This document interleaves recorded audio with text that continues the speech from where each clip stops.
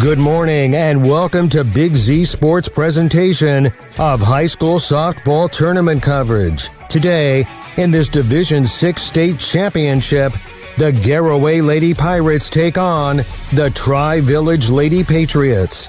Today's game is presented by Keim Home Center, the Tuscarawas Insurance Agency, and Right Mark Roofing. Now, let's head to the field with Big Z Sports.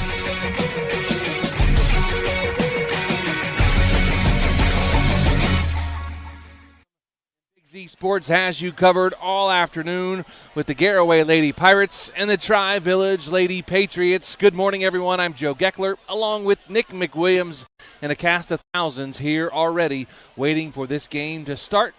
As the rain has let up a little bit, the teams are out there warming up finally, and hopefully to get this game underway here in just a little bit. But, Nick, 4 years in a row for you. Calling a state championship game, 3 out of the last 4 years for me. And what a crazy season it's been for all of our area teams. But today, the Garaway Lady Pirates tried to wrap up our 2025 spring season with a state championship of their own. Dover did it last night. The Pirates are trying to do it today. Yeah, I mean, this is something that I was actually talking with someone last night about that very prospect of having two Tuscarawas County teams in high school softball who could be coming home with state championships, which is absolutely insane. You know, when you're talking about the same sport, potentially having two champions out of 7 divisions is something that I know our area is extremely proud of. Obviously, Garaway, though, you know, the task is still at hand. They have every opportunity in the world to pick up the victory here and their first ever state championship in high school softball in school history. But, you know, what we were talking about last night was the fact that, you know, you have Indian Valley with a football state championship. You had Strasburg on the run they had with softball. Now Dover getting their state championship last night, and Garaway can cap off what's been an incredibly memorable stint or weekend here from Akron Firestone. I'd say Tuscarawas County's on the map when it comes to high school sports. Yeah, absolutely. It's an incredible thing for Tuscarawas County, and I was thinking last night I was up here for the Dover game as the Garaway Lady Pirates take the field to warm up here, and they're all reds with baby blue numbers. And somebody stuck in a train horn. Yes, they did. There was 6,000 of those train horns here last night. I was up for the Dover game last night, and hats off to the Dover fans that showed up last night. Incredible turnout by the community of Dover to support those ladies to get their first ever state championship. But the Garaway fans have showed up here this morning. Rain did not deter them, and they are packing this place in. Going to be a fun atmosphere here. But like you mentioned, state championships for Tuscarawas County, you get some individual ones. You get some state champions. Obviously, Strasburg, 10 state titles in softball over their whole career or over their whole history of their program.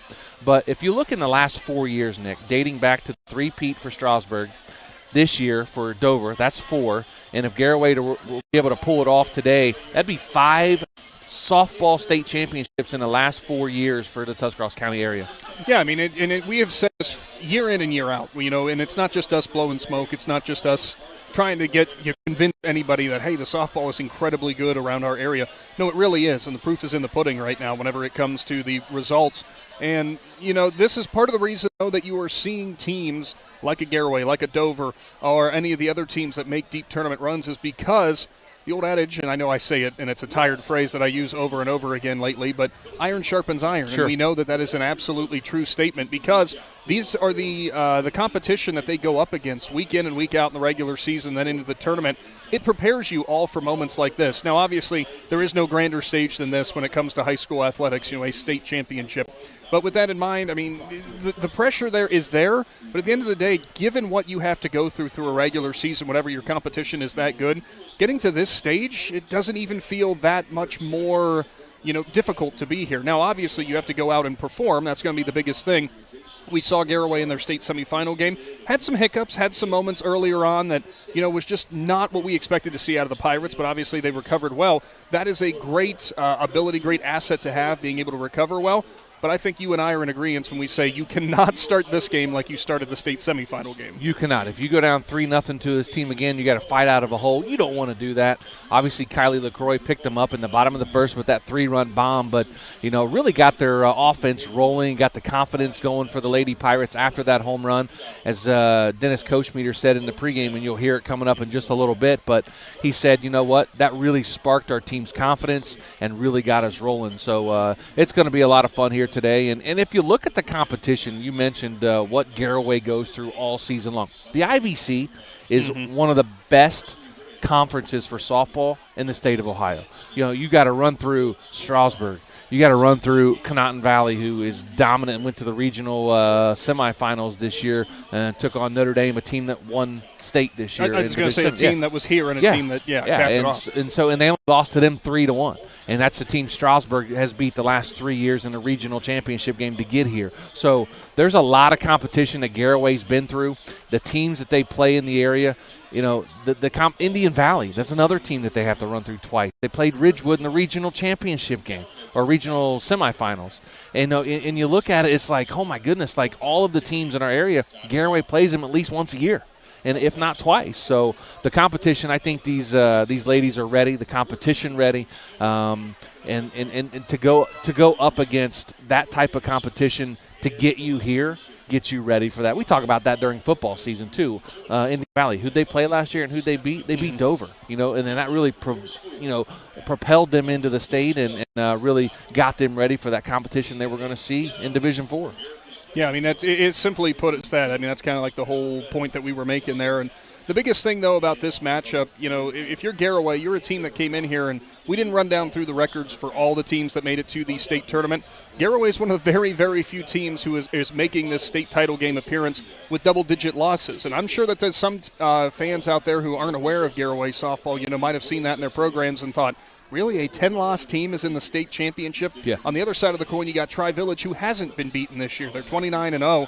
And then you start considering, though, how much does that even matter when you get to this point? I mean, nobody, I think, cares about the records at this point. You have already run through the gambit that is the postseason, and no matter what district, no matter what region you come out of, everything's win or go home. So everybody is undefeated to this point whenever it comes to tournament play. So with that in mind, I mean, everybody's kind of earned the same thing to get to this point. It just comes down then to what you're able to pull back on from your season. Have you been battle tested? Do you know how to come from behind? Do you know how to respond when things aren't necessarily working out how you wanted and you're going to have to adapt on the fly? It's all parts of this game that we're going to see here today, and I'm interested to see with the wet turf after we've had the weather coming through. Actually, the rain's kind of moved out for just this moment. It's probably going to be coming back. But I'm very interested to see how much that could factor in and how much teams are going to try to use that to their advantage. Get stuff on the ground and try to make the defense have to make plays. After that first inning Garaway went through in the semifinal game, the defense wasn't overly tasked from there on out. Audrey Miller kind of handled things, and most of the stuff that was hit was very playable, very easy to deal with. That might not be the case today, so how does Garaway respond if that is not the case? Absolutely, and team's warming up now. The Lady Pirates out there hitting some infield and throwing the ball around, getting warmed up. Again, rough game time start is 11:15, so we'll get you to the first pitch. Yeah, depends on what the rain wants to do. But big thanks to our sponsors all spring long, Nick, and I know you've done baseball, I've done baseball. We've both obviously done softball, track and field as well. Our spring sponsors this year, the Tuscarawas Insurance Agency, Keim Home Center, and Right Mark Roofing. That's our presenting sponsors. But we have so many other sponsors that got us through this season. If you really think about it, dating this all the way back to August when football started, and a lot of these sponsors are in from the year from August to now, and we can't do what we do without them. And big shout out to all of our sponsors who have been around all season long with us, and all high school season long, really, if you start way back in the month of August. So big shout out to them. And of course we're sitting here in our Hartsville's Quality Housing mobile studios waiting for the game to start as the teams are warming up. We're going to get to our PAC drilling in the dugout segments after this timeout. Again, high school softball Division VI state championship game, the Garaway Lady Pirates and Tri-Village Lady Patriots. Up next, after this, you're listening to Big Z Sports right here on Z Country 99.9. We invite you to discover Keim Home Center in Charm, Ohio. Keim is your destination for all things home, building, and woodworking. From renovation and building projects to custom millwork needs, our team of experts work with both homeowners and professionals to bring your vision to life. Visit Keim Home Center in Charm or online at keimhome.com. Keim, built on trust since 1911.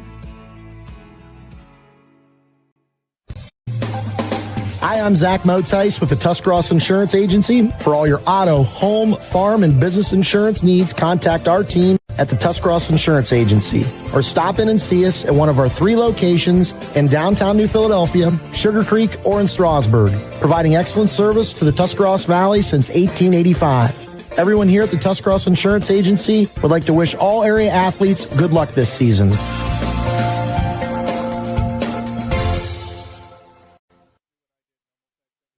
Every day begins with purpose. Every job begins with precision. At Rightmark Roofing, we don't just install roofs. We build trust and forge relationships. We understand that your roof is more than just materials. It's protection. It's peace of mind. That's why we use high-quality products and expert craftsmanship.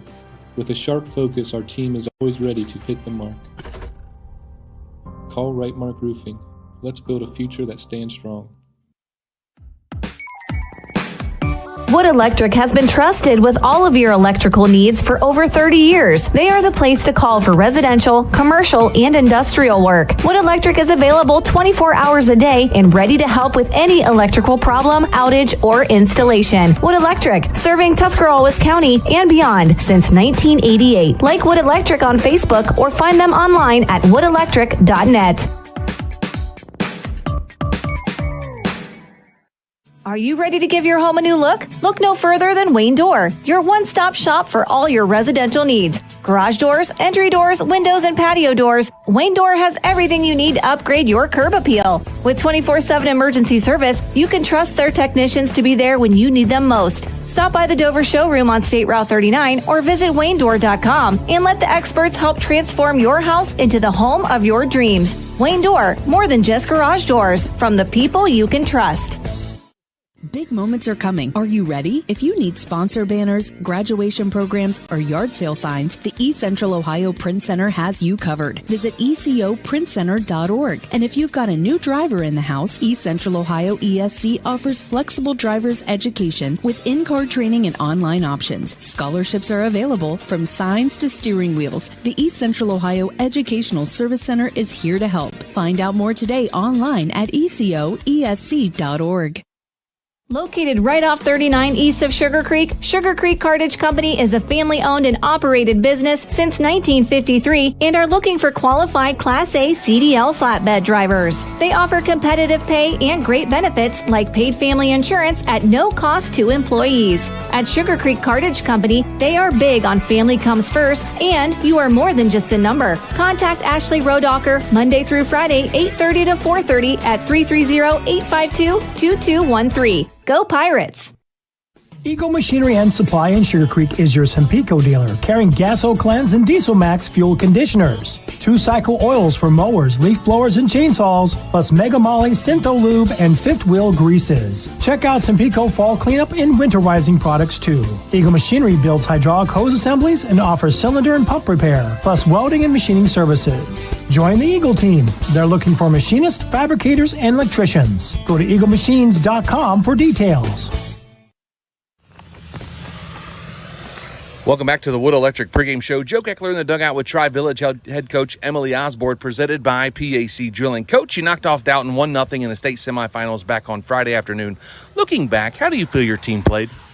Well, I thought that we did a really good job holding them to not have any runs, but we were really hoping to get more runs on the board. I felt like we just kind of struggled to make those adjustments. I think most of it was a lot of nerves, a big trip up here. This is a team that hasn't been up here in a long time, so it's something that we just have to really work through those nerves and stay confident at the bat and do our thing. I think that was the biggest piece for us. Coach, your ball club is 29-0 on the season. As you come into the state championship, do you feel the ladies are playing their best ball of the year? Yeah, I think they are. I think that they play really strong. Like I said, I'd really like to see the bats come alive today. I think that we're capable of it. There's been lots of games through the season. We've had 10 or more hits on the board, and so I really want to see a bigger hitting play into this game, and then just continue to stay strong on the mound. Coach, the Garaway Lady Pirates stand in your way this morning. What do you know about them, and what do you expect from them here in the state championship game? Clearly, any team that's made it this far is a strong team, and no doubt they have that as well. Top to bottom, they're going to play strong. We know that they're not afraid to bunt, so we're ready for that, and we're ready for strong at bats throughout the middle of their lineup, and we're ready. We know that we can handle their pitching. We need to stay back on their changeup that they have, and we're ready for them. Finally, Coach, what are your 3 keys for the Lady Patriots to knock off the Lady Pirates and claim the Division VI state championship? Our keys are really just to play our game, to have some fun with it, to make sure that we're finding a way to get on base. When we get on base, we usually find a way to score. So that's what we want to focus on, stay strong on the mound, work behind her when she's giving them something to put in play. Just the keys that we've been working on all season long. Thanks, Coach. Good luck and have fun. Thank you. That was Tri-Village head coach Emily Osborne joining me here in the dugout, presented by PAC Drilling. Coming up next, I'll be joined in the dugout by Garaway head coach Dennis Koshmeter, right here with Big Z Sports on Z Country 99.9. Jeff Wallach, LLC, is a family-owned and operated company proudly serving greater Northeast Ohio and surrounding communities for over 25 years. We specialize in vinyl siding, replacement windows and doors, gutters, downspouts, and much more. We provide quality service regardless of the size or scope of the project. Our crews are reliable, respectful, and mindful of a safe work environment. Jeff Wallach, LLC is certified by the Better Business Bureau. Call today and discover how we can assist you in making your vision a reality. The Newsytown Zoo is back. Newsy Mom and Newtown Mall are proud to bring their 2025 event back, presented by Springvale Health Center, Saturday, June 14th. This year's event is packed full of attractions and activities, including the Farm Animal Petting Zoo, Butterfly Exhibit, Reptile Exhibit, Doggy Petting Zoo, a magic show, crafts and games, face painting, and balloon twisters. Don't miss out on this great family event Saturday, June 14th from 11 to 3. See you at the zoo. Visit Sugar Valley Meats in Sugar Creek for the freshest, locally raised beef, pork, and chicken. Enjoy freshly cured and smoked meats from the Sugar Valley Smokehouse, along with bologna, hot dogs, jerkies, and more. They can custom cut your order, and all meats are dressed on site, all with everyday low prices. Take the short drive to Sugar Valley Meats, State Route 39 to Dutch Valley Drive. Turn right and go a quarter of a mile. Sugar Valley Meats, celebrating 35 years of fresh, farm-raised local meats, and proud supporters of the Garaway Pirates. Ron's Heating and Cooling in Denison has been serving this great area since 1977. At Ron's, no matter what you need, they can handle it. From heating and cooling to standby Generac generators, water heaters, tankless water heaters, mobile home equipment, duct cleaning, and 24-hour no-heat service. Winter, spring, summer, or fall, all you have to do is call 740-922-5252. Ron's Heating and Cooling proudly supports high school sports and would like to wish best of luck to all local athletes participating this season. Welcome back to the Wood Electric pregame show. Joe Geckler in the dugout with Garaway head coach Dennis Koshmeter, presented by PAC Drilling. Coach, a fun and exciting state semifinals 10-4 win over a very good Gibsonburg team on Friday. How do you rate your team's effort in that game? After the top of the first inning, I thought we did really well. So we put forth a really good effort after that first inning. We came out flat, made mistakes, and gave up 3 unearned runs. But sign of a good team is how you bounce back after that. And we got that 3-run homer out of Kylie. It just evened things up, and it was like starting all over. And from there, it was a well-played game on both sides of the field. And when we had that explosion of runs in the 6th inning, I knew we had it. Coach, you just mentioned that Kylie LaCroix led the offense over Gibsonburg. Talk about her performance and how that home run really promoted the offense. Well, what was so good about that was, we had 2 outs, and she had 2 strikes on her, and I was standing over thinking, Kylie is a really good 2-strike hitter. And I wasn't expecting a home run, but I was hoping to get at least a hit out of her to score 2 runs. And when that ball left the bat, I knew it was gone, and I got a little bit overexcited, and so did everyone else. But it was just such a relief, and I think, to me, it was the key to our victory. Because if that doesn't happen, Gibsonburg's just got so much momentum going after that inning. And so for a freshman to step up and do that, and we had her down for 3 hits in that game and 6 RBIs. You know, some people didn't give her a hit on the one, but whatever it was, 5 or 6 RBIs. To every game, someone else has stepped up for us, and that's what makes us so strong. I really believe that today it could be someone else in the regional semifinal. It was someone else, so you just never know who's going to step up and for that big moment. Coach, an undefeated Tri-Village team stands in your way for winning a state championship. What do you expect from them this morning? Well, anytime a team's undefeated, it's a pretty phenomenal thing to have happen. I don't know what kind of competition they face, but still to get through a season without a loss is tremendous. They're ranked number 2 in the state. The little bit we've seen from them, they like to use speed, short game, things that we like to try to do also. They have lefties in the lineup, so the key is to keep them off the bases and not allow them to run that type of offense. You're moments away from the state championship game. What's the message to the ladies right before you take the field? Well, there were, 723 teams in the state of Ohio in softball start the season back in late March, and only 14 teams get to this point. And so win or lose, we've already won. It now is just who's going to be the champ, who's going to be the runner-up. And we just need to, either way, we're going to hold our heads high and be proud of what's happened today. Finally, Coach, what are your 3 keys for the Lady Pirates to knock off Tri-Village and claim the first state championship in program history? Well, I enjoy being the visitors. I've always felt like that gives us a chance to get some runs on the board and put pressure on the other team. A key would be to get our twins going at the top of the order and move on from there. So if we could get at least 1 run in the first inning, it will really help. With the weather conditions, the second key is going to be keeping the ball dry. Fortunately, we played a game in similar circumstances to this with the weather, and that was against Ridgewood at Harrison Central in the regional semifinal. And Audrey pitched extremely well with the conditions, with the wet ball. So she needs to be able to do that again, because we're going to deal with with wet balls throughout the game. And the third thing is, Big Z's been here for 4 games. We're 2-2, and we want Big Z to go out with a winning record. So that's the third key. Thanks, Coach. Good luck, and as always, have fun. Thank you.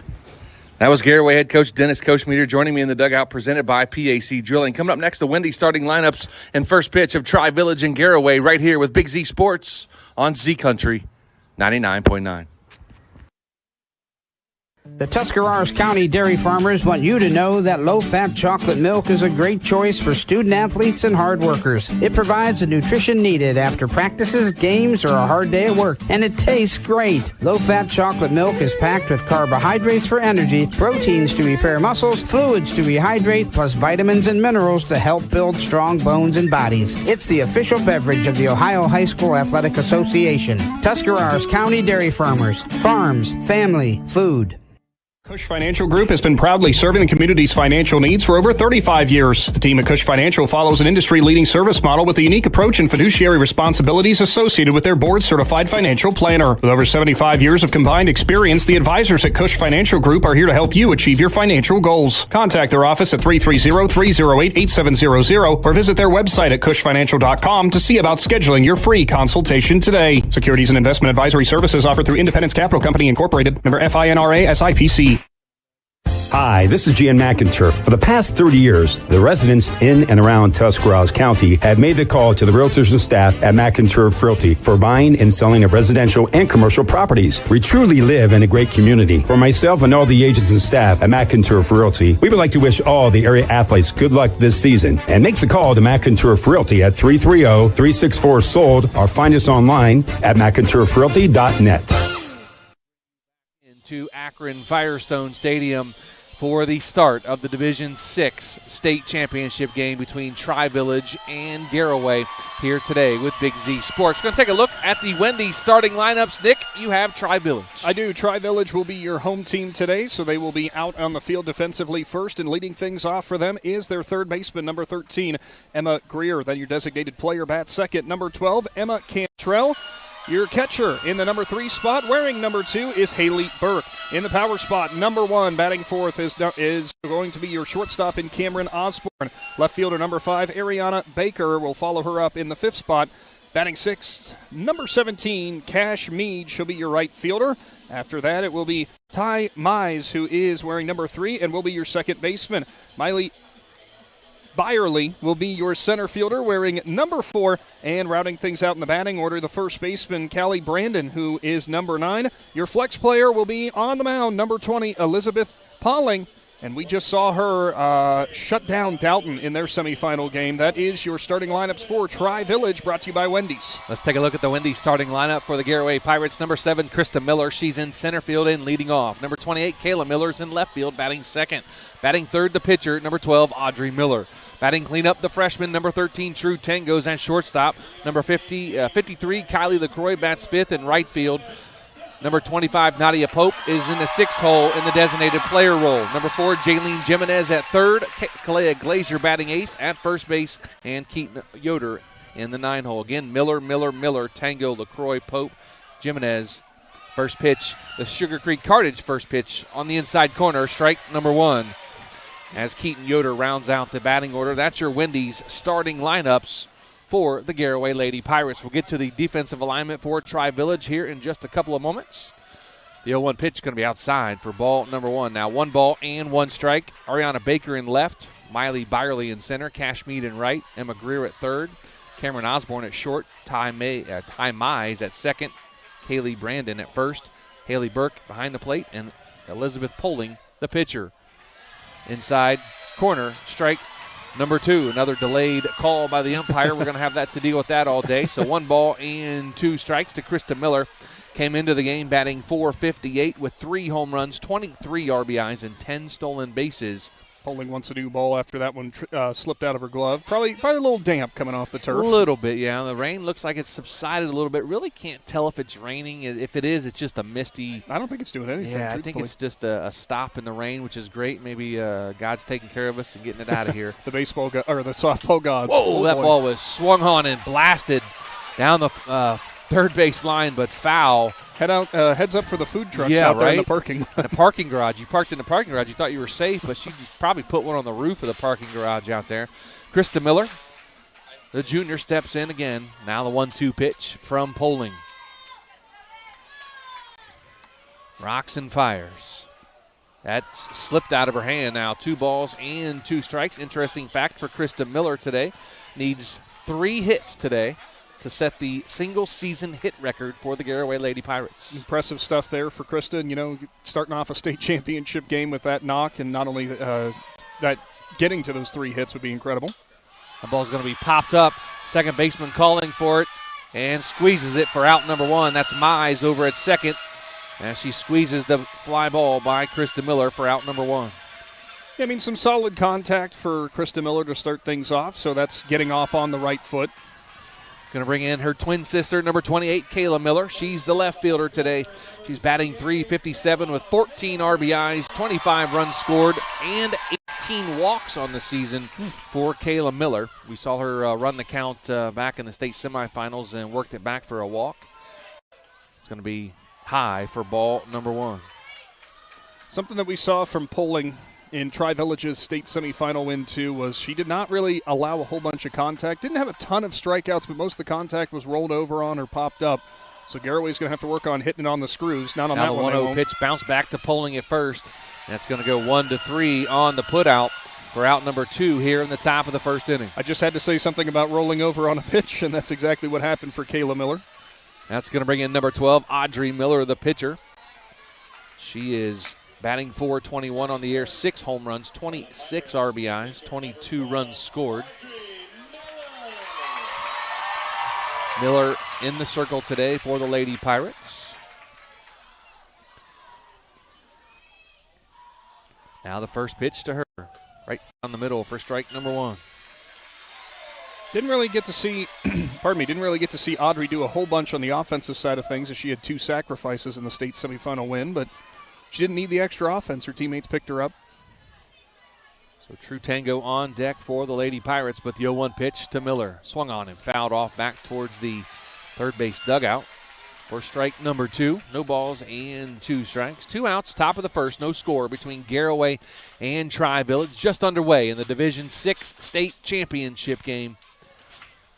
Joe Geckler, Nick McWilliams in our Heart Service Quality Housing mobile studios. Our main man, Logan McPeek, on the controls at Claxon Communications. We appreciate all he does for Big Z Sports. Does a great job as we are here in the final game, final broadcast of our 24-25 season. Strike 3, swing and a miss by Audrey Miller. And the Pirates go 1-2-3. And after the half, no score between Garaway, Tri-Village. Back after this with Big Z Sports on Z Country 99.9. Find your path to success at Buckeye Career Center. Buckeye students earned over 3,000 industry-recognized credentials this past school year, and over 130 students participated in our School to Work program or an internship at a local business. Let us help you get a jump start on your future in a career of landscaping and turf management, pharmacy technician, HVACR, CAD development and design, or any of our over 30 programs. Enroll today for next school year by visiting BuckeyeCareerCenter.org. T-County Boxing Academy on East High in New Philadelphia invites anyone serious about boxing to see what they offer and have success just like pro boxer and Yurixville's own Sugar Dre Donovan. T-County Boxing Academy not only offers the area's premier training facility, but also offers the best supplements on the market for peak training to get the most out of your workouts. To see all T-County Boxing Academy has to offer, find T-County Boxing Academy-TCBA on Facebook. Bottom of the first inning, back at Akron Firestone Stadium, the Division 6 state championship game. No score between Garaway and Tri-Village. Take a look at the Wendy's starting lineups for Tri-Village. The first 3 this inning going to be Emma Greer, the third baseman. Number 12, Emma Cantrell, the designated player. And number 2, Haley Burke, the catcher. That's going to be Greer, Cantrell, and Burke for Tri-Village, the first 3 to hit here in the bottom of the first. Let's take a look at the defensive alignment for the Garaway Lady Pirates. In left field, Kayla Miller. In center field, Krista Miller. And in right field, Kylie LaCroix. Third base, Jaylene Jimenez. Shortstop, True Tango. At second, Keaton Yoder. At first, Kalea Glazier. And catching, Sophia Connor. And in the circle, Audrey Miller. She's 11-7 on the year, 1.51 ERA, 155 strikeouts for the sophomore pitcher. No seniors for this Garaway Lady Pirates team. If I'm not mistaken, also for Tri-Village in a similar situation. No seniors for them either. Yeah, very young teams here playing, which is really great to see. The young talent, we talked about it in the state semifinals, Nick, but a lot of young talent right now, and softball is really thriving in our area for sure. First pitch going to be grounded back to Miller. She fields it, throws it, 1 pitch, 1 out here in the bottom of the first. It's going to be interesting to see what Tri-Village does with their approach at the plate. We saw them their last time through here in Akron. They were aggressive at times. Other times did really work the count, but I think overall they were looking for the first pitch they were going to go after that looked like it was in the zone, and Emma here does the exact same thing, but again, just rolls over on it harmlessly back to Miller. So Emma Cantrell steps in, the designated player. She's hitting for the pitcher, Poling. She's going to square to bunt. Going to be on the outside corner, strike number 1. As Cantrell comes in, batting .447, 11 RBIs on the season. Haley Burke on deck for the Lady Patriots. Now the 0-1 pitch. Just low for ball number 1. 1 ball and 1 strike. Nick, I know you were not here last night, but myself and Travis McClellan took in the Dover State Championship game.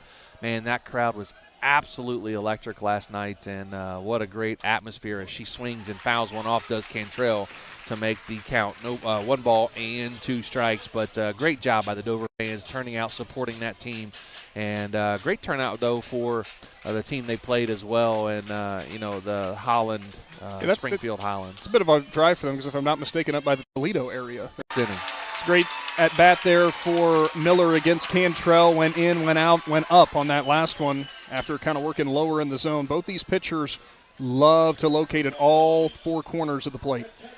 So number 2, Haley Burke, going to step in, the catcher, batting .375 with 6 home runs. One thing I don't think we talked about in the pregame, Nick, looking at the stats for Tri-Village, this team has hit 36 home runs on the season. Ground ball right back to Miller, fields it, throws it, out number 3. 1, 2, 3, go the Lady Patriots, back to the top of the second. You're listening to Big Z Sports in Division 6 state championship game on 99.9 WTUZ. This is Jordan Hartzler. At Hartzler's Quality Housing, our goal is to help customers achieve the dream of home ownership. We have been a family-owned, affordable housing business for over 40 years. We value our customers and have the knowledge and experience to help you walk through the home buying process from start to finish. Conveniently located just off I-77 in New Philadelphia, stop by and browse their model homes or learn more by visiting Hartzlers.com.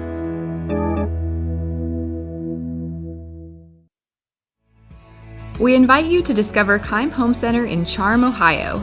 Keim is your destination for all things home, building, and woodworking. From renovation and building projects to custom millwork needs, our team of experts work with both homeowners and professionals to bring your vision to life. Visit Keim Home Center in Charm or online at keimhome.com. Keim, built on trust since 1911. Welcome back to Akron Firestone Stadium. Top of the second inning. No score between Garaway and Tri-Village. Both teams go 1, 2, 3. And their respective part of the inning. And now we head to the top of the second. We're going to have True Tango, Kylie LaCroix, and Nadia Pope, your first 3 hitters for the Lady Pirates. True Tango coming in batting .374. 2 home runs, 23 RBIs, 27 runs scored for the freshman shortstop for the Lady Pirates. Tango's got a pretty nice bat on her, but I will say third baseman is playing back even with the line, so you never know. Early in a game, you might just want to try to create a base runner. First pitch going to be fouled off down the third base line. Nice job over there by Dennis Kochmeter to field that, stay in front of it, like he teaches his ladies, right? I mean, I had it half right. Tango at least went to the left side. But yes, she did. Got his feet squared up and everything. Very fundamental. Now the 0-1 pitch from Poling. Swung on and popped up. Going to be a blooper. That might fall. That's going to be caught by the shortstop. Great catch by Cameron Osborne out there for Tri-Village. And that's out number 1 here in the top of the second inning. Osborne read that immediately right off the bat. And again, that's why we always say first step back no matter where you are in the field. Everything you got to take your first step back. If Osborne doesn't do that, it's a little seeing eye single out there, but another great defensive play for the Patriots. So the freshman, number 53, the hero of the state semifinals, Kylie LaCroix, steps in, batting .394, 3 home runs, 25 RBIs on the season. And Poling just directed her left fielder and center fielder to take a couple steps back. They've got the scouting report. Inside for ball number 1 to LaCroix, again a freshman. You don't see the number 53s worn very much. I couldn't even tell you a big leaguer that was 53, to be honest with you. I feel like there was one. I'm outside blanking on it, though. For ball number, take that back. Gave her a very generous strike call on the outside corner. That was a good 3, 4, 5 inches off the outside corner. Home plate umpire Jeff Bowman calls it a strike. So 1 ball and 1 strike now to LaCroix. Swung on, driven out to left center field, but the center fielder's over and squeezes it. That's Miley Byerly for out number 2. Yeah, LaCroix might have caught that a bit off the end of the bat. Still pretty good contact, but couldn't drive through it fully. And I'm pretty sure she just relayed something to Nadia, who's coming in, your designated player for Garaway, just giving her a little of the update on the scouting report. So as Nick mentioned, Nadia Pope stepping in. We're forgetting a big one who wore 53 in the majors. Bobby Abreu. Oh, yeah, Bobby Abreu. So it's probably the only notable player who's won 53. Inside corner, strike number 1. Another generous strike call by the home plate umpire, Jeff Bowman. Almost clipped Pope on the last pitch, but they called a strike, so no balls and 1 strike. Now the 0-1 from Poling. Inside again. Almost same exact spot, but they call that a ball. So 1 ball and 1 strike now to Nadia Pope. Jaylene Jimenez on deck for the Lady Pirates. No score, top of the 2nd inning. The 1-1 pitch going to be outside for ball number 2. We saw Burke in the state semifinal game behind the plate, too. She does a nice job of presenting the pitch, just trying to get Blue to see it a little bit better, but not going to fool them there. So 2 balls and 1 strike to Nadia Pope. 2 outs here, top of the 2nd inning. The 2-1 pitch swung on right back up the middle. Second baseman fields it, fires it, and that's out number 3. So the Pirates go 1-2-3 again in the top of the 2nd. Head to the bottom of the 2nd. No score between Garaway, Tri-Village. Back after this with Big Z Sports on Z Country 99.9. PAC Drilling, a family-owned and operated company since 2005 in Bolivar, takes pride in being an economic oil and gas drilling company. PAC's objective is to contribute to American energy independence through profitable development, operation, and marketing of oil and natural gas wells. PAC also employs operating technicians to oversee each and every well drilled to maximize its productivity and longevity. Contact PAC Drilling at pacdrilling.com. The Sarshone name has always been known for truck sales, and once you see our inventory, you'll understand why. At Sarshone Chrysler Dodge Jeep Ram in Dalton, you'll find the largest selection of new trucks and SUVs in the area. Shop our inventory at SarshonCDJR.com or stop in and visit us on the corner of Route 30 and Route 94 in Dalton. Sarshone Chrysler Dodge Jeep and Ram. Get your own at Sarshone.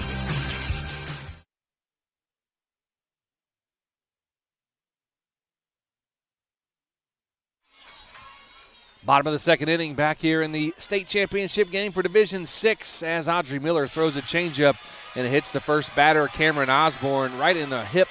And so she gets first base on the first pitch of the bottom of the 2nd. Cameron Osborne, the first base runner of the day for either team, as she is hit by the pitch. If you're Osborne, those are the ones that you have no problem wearing because it's a changeup and it bounced in. And that's a big bat that did not get the chance to swing the bat. She had 12 home runs coming into the game today. Now it's going to bring in Ariana Baker, the left fielder, as Osborne on first base now after the hit by pitch. Jimenez will play well in down the third baseline. First pitch by Miller going to be strike number 1 as Connor fires it down to first. She's not afraid to fire the ball to first or third is Connor. Glazier down at first, Jimenez at third. Have to keep their head on a swivel with Connor behind the plate. Well, it's a good sign to see LaCroix rushing in to back up. You got to have that at this level.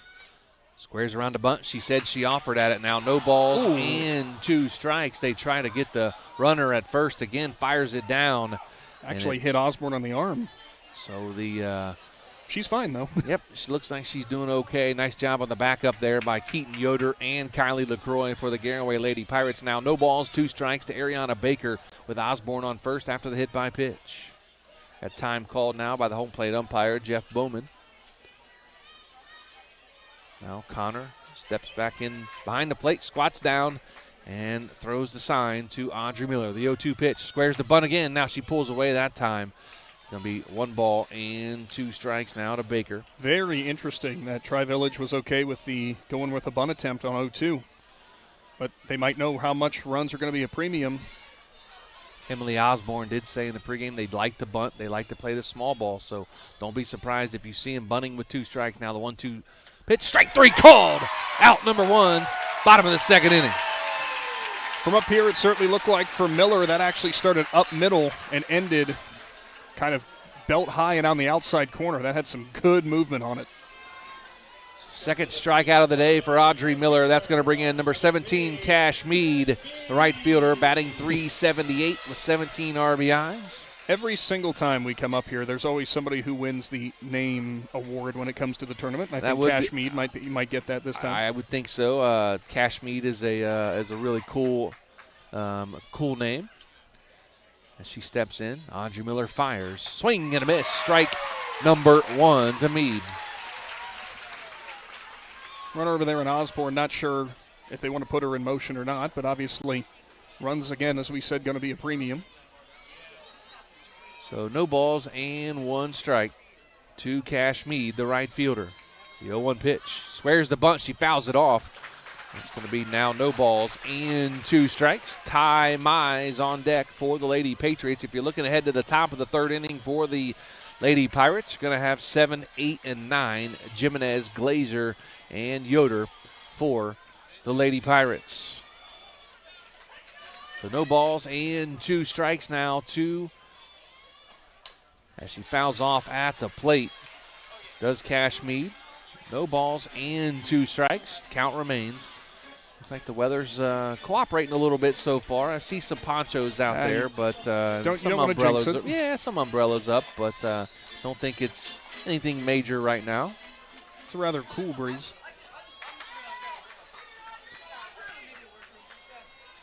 And now the 0-2. Swing and a foul at the plate again.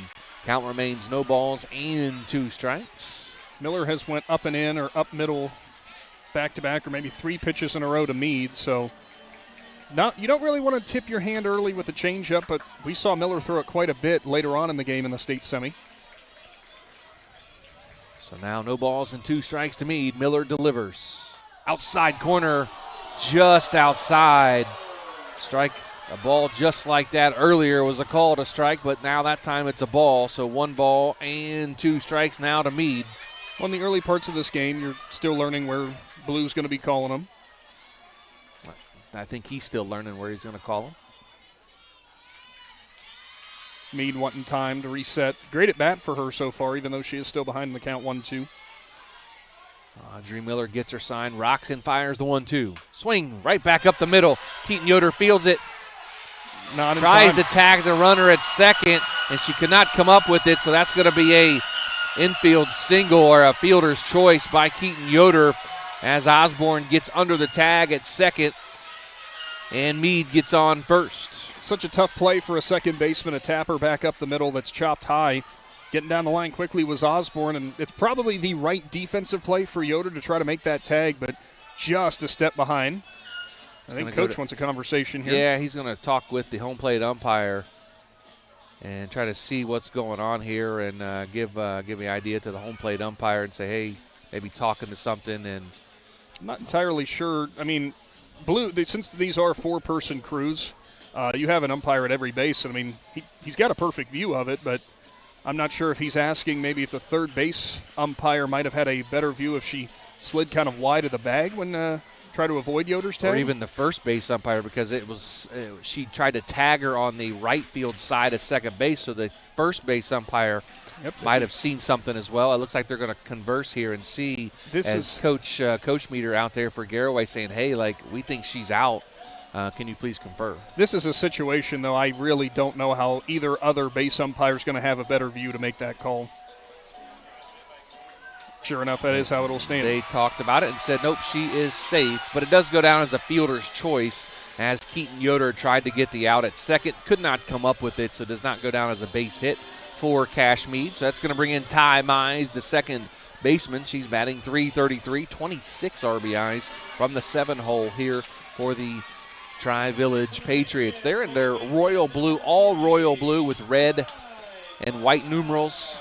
Red socks, nice looking color combo for Tri-Village. Garaway in their all red with the white pinstripes in their Carolina blue numbers and letters. This is a situation that Miller and her defense found themselves in quite a bit in the state semifinal. 2 runners on, only 1 out. First pitch to Mize, going to be high for ball number 1. Jimenez playing in a little bit at third. Shading back over now in left field, Kayla Miller was hugging the line, but now she'll move back closer towards the middle part of the left field position. Now the 1-0 pitch. Low for ball number 2.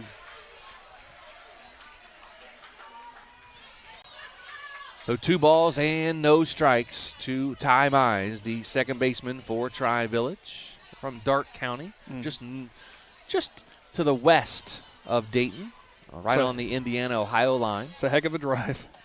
Swing and a miss. Strike number 1. Foul tip back in the glove of Connor there, and obviously not going to be the third strike because on the foul tip she's not going to be sat down, but that's a good confidence builder for Connor if that comes into play later in the game. Runners on first and second with 1 out here in the bottom of the second inning. Osborne on second, Meade on first. Now the 2-1 pitch. It's going to square to bunt the ball away. Oh, wow. And that's going to be a run as the second baseman was covering a great job of bunting that down. And it got right where the second baseman was covering as Keaton Yoder came over to first base to cover first on the crash by the first baseman. And Mize put that in an absolutely perfect spot to drive in the run from second on the bunt. There are so many situations where coaches teach you and players also want to bunt down the third baseline, but you see what benefit you can have if you go down the first baseline. It was well played by Garaway. Overall, they all went to their positions. It was just a better bunt from Mize. Just out of the reach of Audrey Miller as well as she was coming off the rubber there in the circle to try to catch it. Gets just past her, and it's in no man's land. Actually, the center fielder, Krista Miller, came in and picked it up and saved another run from coming in. Ooh, as they're going to get hers now as Byerly takes a hit by pitch. That's going to load the bases for Tri-Village. As Byerly takes first on the hit by pitch. Load the bases. Byerly at first now. Mize at second and Meade at third. Going to bring in Kaylee Brandon, the first baseman. And now it looks like we have a trip to the circle by Dennis Koshmeter. We'll take a timeout. Back after this with Big Z Sports on Z Country 99.9. You know what's better than a limited time deal? An unlimited time deal. That's why the Wendy's $5 Biggie Bag with a Junior Bacon Cheeseburger, 4-piece nugs, Junior Hot and Crispy Fries, and small soft drink is available all the time. Because the best time for fresh, never frozen beef and Applewood smoked bacon is all the time. Duh. I feel like I'm repeating myself a lot. For the best deal of all time, gotta be Wendy's. Unlimited time does not mean forever. U.S. price and participation may vary. Prices may be higher in Alaska, Hawaii, and California and via third-party delivery. Fresh beef available in the contiguous U.S., Alaska, and Canada.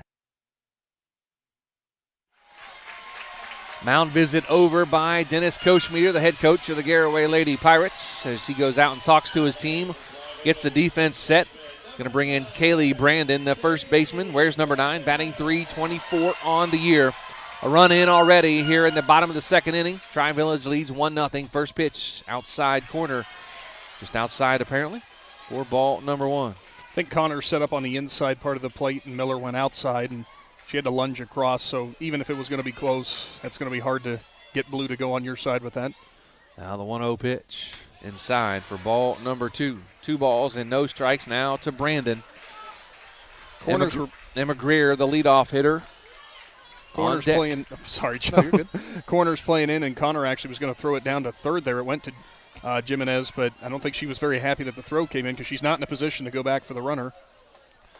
2-0 pitch inside corner, strike number 1. 2 balls and 1 strike now to Brandon, the first baseman. Where's number 9, bats from the right side. Now the 2-1 offering from Miller. Strike 2 called. Evens the count now at 2 balls and 2 strikes to Brandon. 1 out.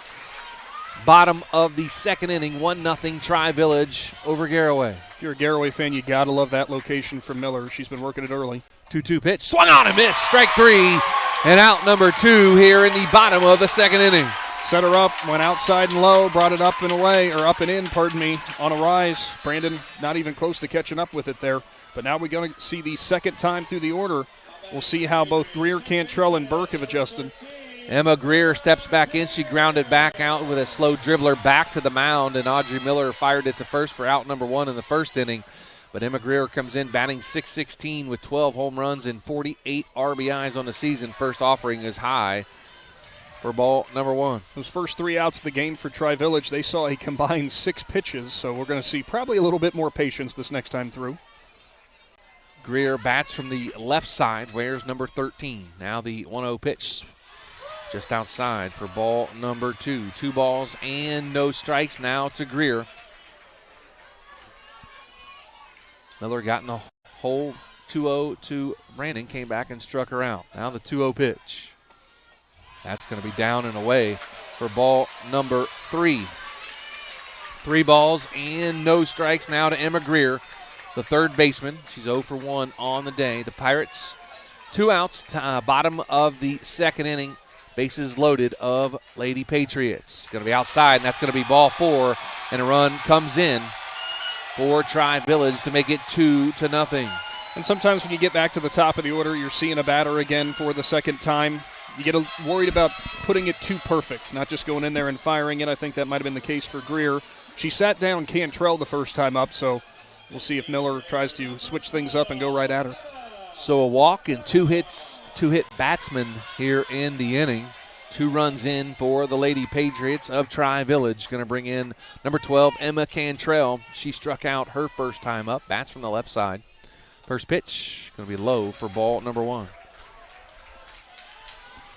5 straight balls now thrown by Audrey Miller. Takes a deep breath, walks out of the circle, and now time is called by their catcher, Sophia Connor, as Kalea Glazier walks into the circle just to talk to her teammates, say, hey, let's do this. You got this. It's just another game. Connor walks out, talks as well. There's an art to that. If you're the player who's going in to try to calm your pitcher down, because you got to handle it well. You got to know your pitcher, how they're going to handle it. Do they want the straightforward advice, or do they want you to be a little bit more calm, a little bit more subtle? So now 1 ball, no strikes to Cantrell. Bases full of Lady Patriots. Now the 1-0 pitch from Miller. Going to be outside for ball number 2. I didn't always do the coddling thing when I went out there. I wasn't the calm one. I was going to say, you don't look like the coddling type. Not in the least. 2 balls, no strikes now to Cantrell. The 2-0 pitch. Outside again. On the corner, strike number 1. It's got a lot of late action to it. Just clipping the outside corner. That's a deadly pitch to a lefty. Now the 2-1 offering from Audrey Miller. Swing and a miss. Strike number 2. Now 2 balls and 2 strikes now to Cantrell. 2 balls, 2 strikes, 2 outs. Second inning. Deuces wild. 2 runs scored this inning. Nobody ever gets a hit on 2-2-2. Here's the pitch. Swing and a miss. Strike 3. And out number 3 in the bottom of the second, but 2 runs for Tri-Village. And after 2, the Lady Patriots lead the Lady Pirates of Garaway 2-0. Back after this with Big Z Sports. Are you ready to make a difference in a young person's life? Big Brothers Big Sisters of East Central Ohio has 88 children waiting for a mentor. As a mentor, you will spend as little as 4 hours a month with your little, guiding them, listening, and helping them discover their full potential. Your time and your kindness can change the course of their future. By becoming a Big, you're not just volunteering, you're defending the potential of a child, giving them an opportunity to dream big and reach higher. Visit www.bigs4kids.com to sign up and help us make sure that no child has to wait. Big Brothers Big Sisters of East Central Ohio. Defend the potential and become a Big today. Located right off 39 east of Sugar Creek Cartage Company is a family-owned and operated business since 1953 and are looking for qualified Class A CDL flatbed drivers. They offer competitive pay and great benefits like paid family insurance at no cost to employees. At Sugar Creek Cartage Company, they are big on family comes first, and you are more than just a number. Contact Ashley Rodocker Monday through Friday, 8:30 to 4:30 at 330-852-2213. Go Pirates! The 3rd inning back at Akron Firestone Stadium. Joe Geckler, Nick McWilliams in our Hartzler's Quality Housing Mobile Studios. Big shout out today to Jeff Wallach LLC as they are on for the broadcast. They've been a sponsor with us all sports season long from the fall, winter, and spring. We appreciate all of Jeff Wallach LLC does for Big Z Sports. And couldn't do anything without our great sponsors. The ball is going to be up to the first hitter of the inning, and that's Jaylene Jimenez. Jimenez, Glazer, and Yoder, the first 3 to hit here in the top of the 3rd as Tri-Village leads 2-0 over Garaway. Now the 1-0 pitch. Swung on and fouled off into the screen and up into the crowd for strike number 1.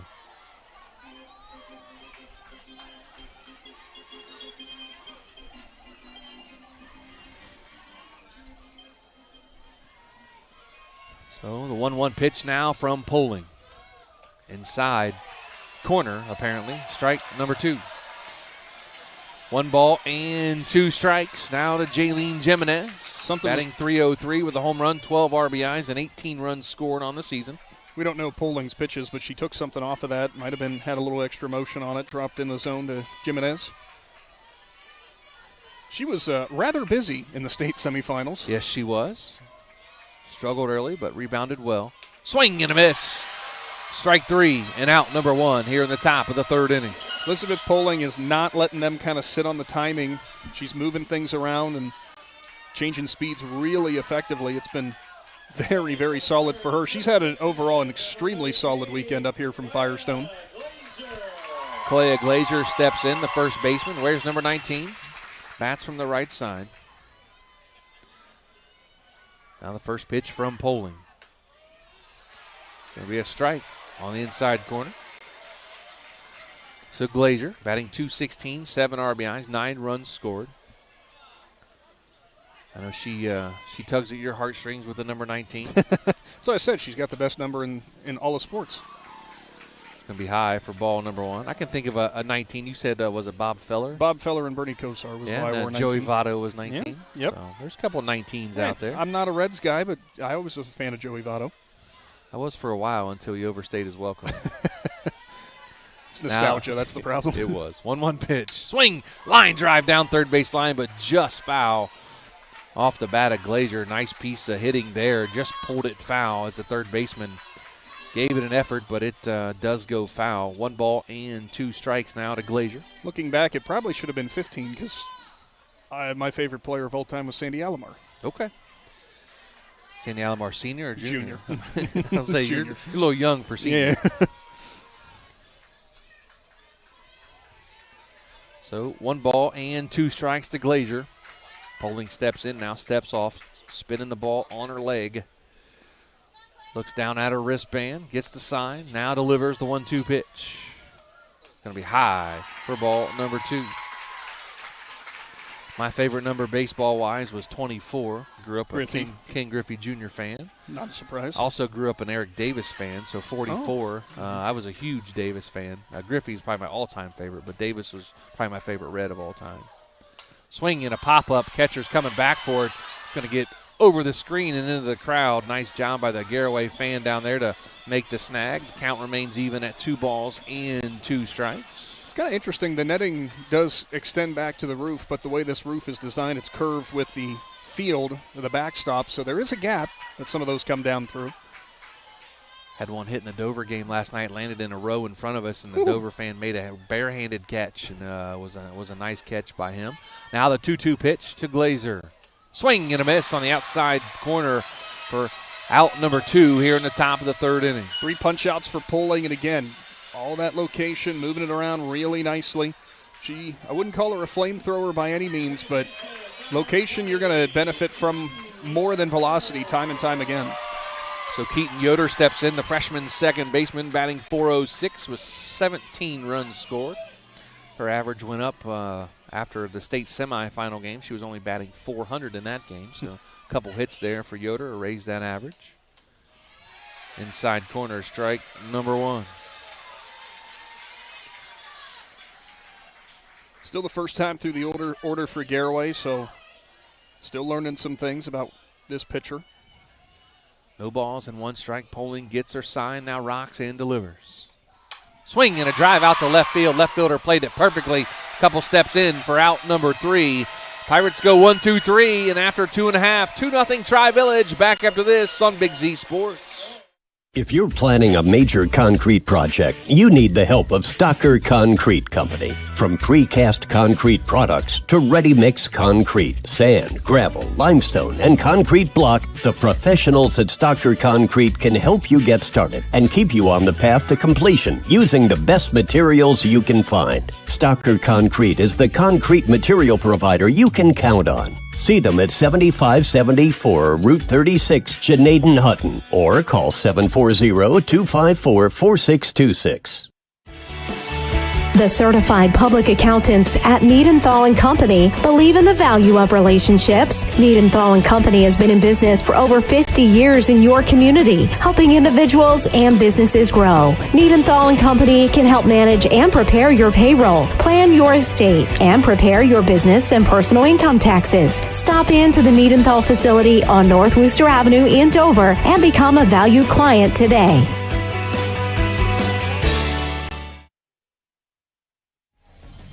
Bottom of the third inning here at Akron Firestone Stadium. Joe Geckler, Nick McWilliams in our Hartzler's Quality Housing Mobile Studios. Tri-Village leads Garaway in the Division 6 state championship game 2-0 as Haley Burke, the catcher, Cameron Osborne, and Ariana Baker, your first three for Tri-Village. The first pitch by Miller going to be low for ball number 1. Burke was first pitch swinging her first time up, just a tapper back to Miller, so she'll actually maybe work the count a bit more this second time through. Burke comes in batting .375 on the season. It's going to be on the inside corner, strike number 1. 1 ball and 1 strike now to Burke. 6 home runs on the season for the number 3 hitter. Now the 1-1 pitch. Swung on and fouled at the plate. Runs the count now to 1 ball and 2 strikes. Again, Osborne on deck, the shortstop, and Baker, the left fielder, in the hole.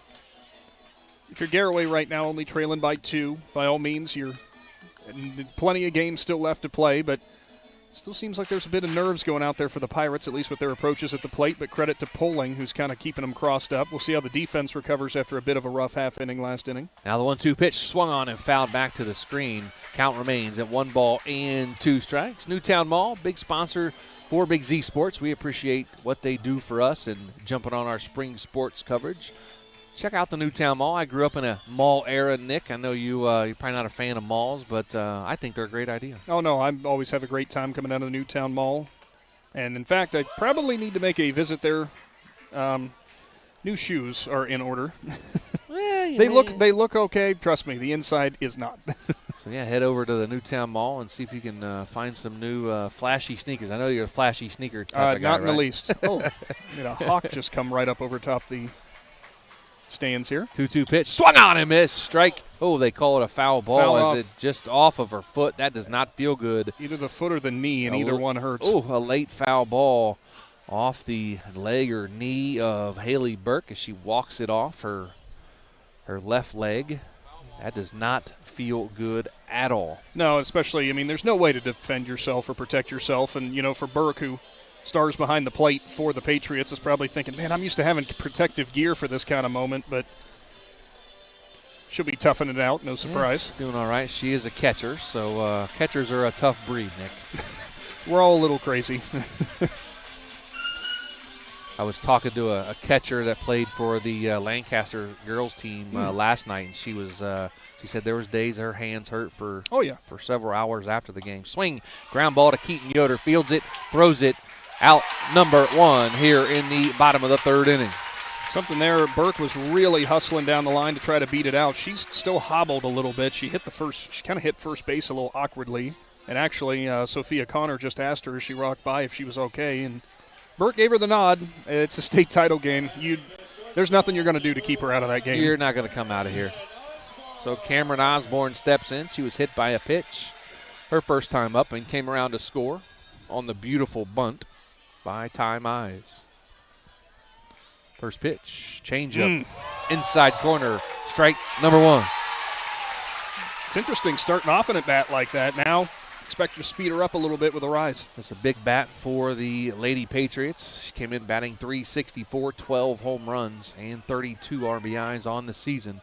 Now the 0-1 delivery. It's going to be a little bit low for ball number 1. Apparently, Audrey heard me say go up at the rise. She tried with the heater down at the knees instead.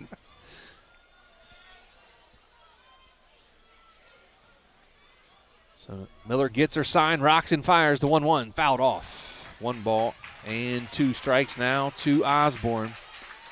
Ariana Baker on deck for the Lady Patriots. Might be a 2-run lead for Tri-Village, but Miller has not really given up too many barrels so far today. Scored their only run in the Dalton game as Emma Greer came all the way around to score after she got in a pickle off a third. Now the 1-2 pitch swung on and popped up.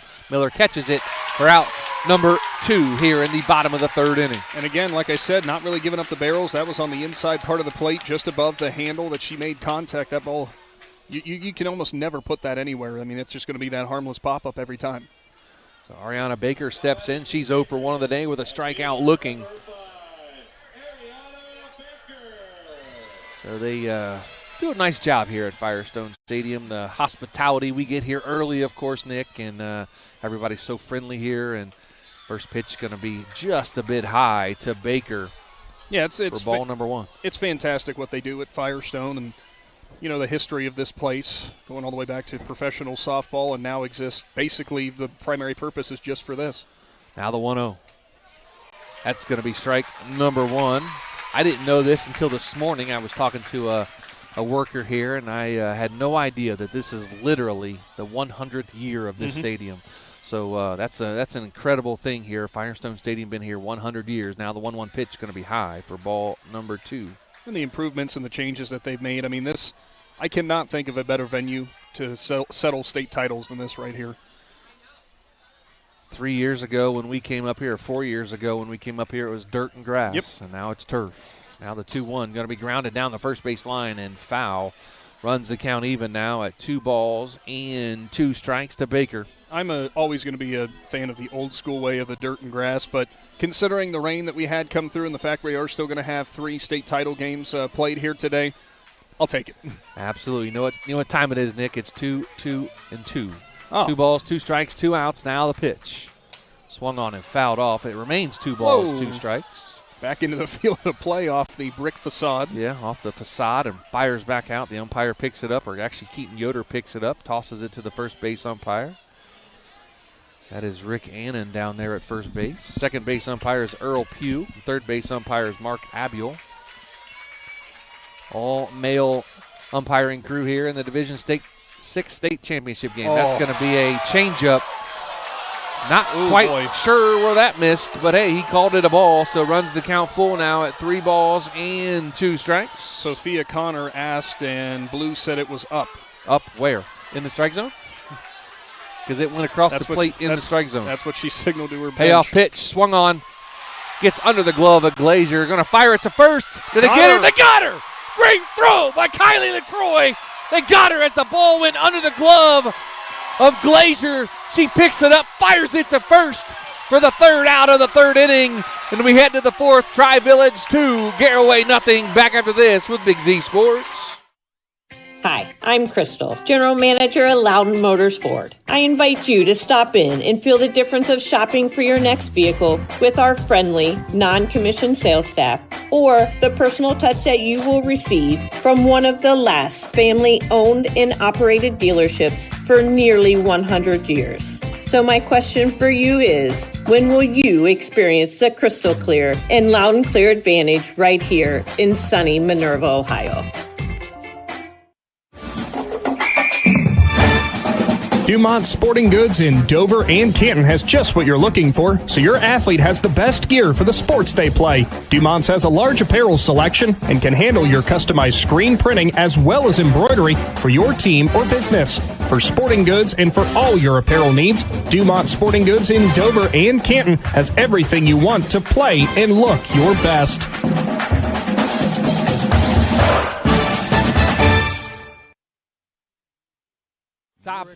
New Philadelphia. Top of the 4th inning, Joe Geckler, Nick McWilliams, and a great play there by Kylie LaCroix. You can see on our Wayne Dorr replay on our video stream, and a great play there by the freshman right fielder. She fired a strike to Glazier at first to get the out, and the 3rd out of the bottom of the 3rd inning. So back to the top of the order now for the Garaway Lady Pirates as Krista Miller steps in. She popped out to the second baseman her first time up. Kayla Miller on deck, Audrey Miller in the hole. The first 3 for the Lady Pirates. That's going to be on the inside corner for strike number 1. For Baker, she didn't really do anything wrong. She was hustling down to first. LaCroix had the heads-up play to get it in quickly, knowing she was in shallow right. I think Baker saw the throw coming in, might have shuffle-stepped and messed up her stride, which gave just enough time for the put out at first. Now the 0-1. That's going to get low and back to the backstop for ball number 1. You mentioned in the break there, Nick, that the catcher, Haley Burke, still hobbling very noticeably as she gets behind the plate. And so it looked like she fouled it off on the inner part of her left knee. And as a catcher, that is if you're a righty, it's not your drive foot throwing it down, but the problem is it's your plant foot or your step foot. And especially if you're trying to block, you really start getting in your head about putting that left knee down there. Tapper to third base. That's going to be out number 1 by Krista Miller. Goes 5-3 on the putout.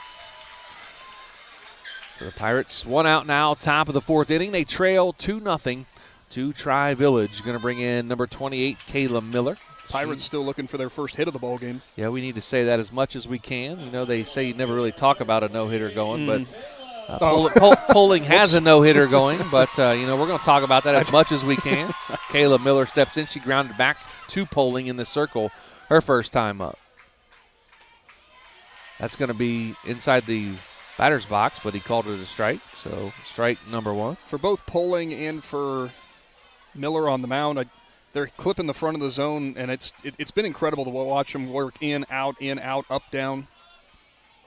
Now the 0-1. Going to be up just a little bit. Ball number 1. 1 ball and 1 strike. And Kayla Miller grounded out to the pitcher. She's 0 for 1 on the day. Audrey Miller, the pitcher, on deck for the Lady Pirates. Need to get the bats going as they trail 2-0, top of the 4th inning. Now the 1-1. Swung on and popped up. That's going to be driven out to left center field. And that's overhead. That's off the wall. As Miller cruises into second with a double, the first hit of the ball game for the Lady Pirates, and it's a big one, a 1-out double by Kayla Miller.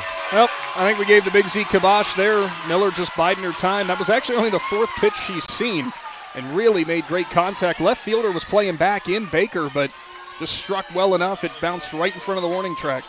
Now Audrey Miller steps in. She struck out swinging her first time up, but 1 out, top of the 4th inning.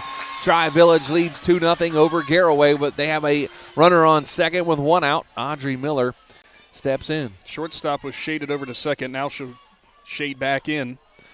I noticed that last night with some of the shortstops. They lean in and watch what the catcher's calling so they can know where the ball's going to be to where to position themselves. So watch the shortstop. She'll lean in on the call and then go back to her position. And she'll have to get over, at her. And she'll have to get in quickly because that one is going to catch the outside corner, but she'll have to get back in quickly just because the third baseman in Greer is playing the line, maybe expecting something down the line to try to cut off the runner from advancing. So there is quite a big gap between the 5-6 hole.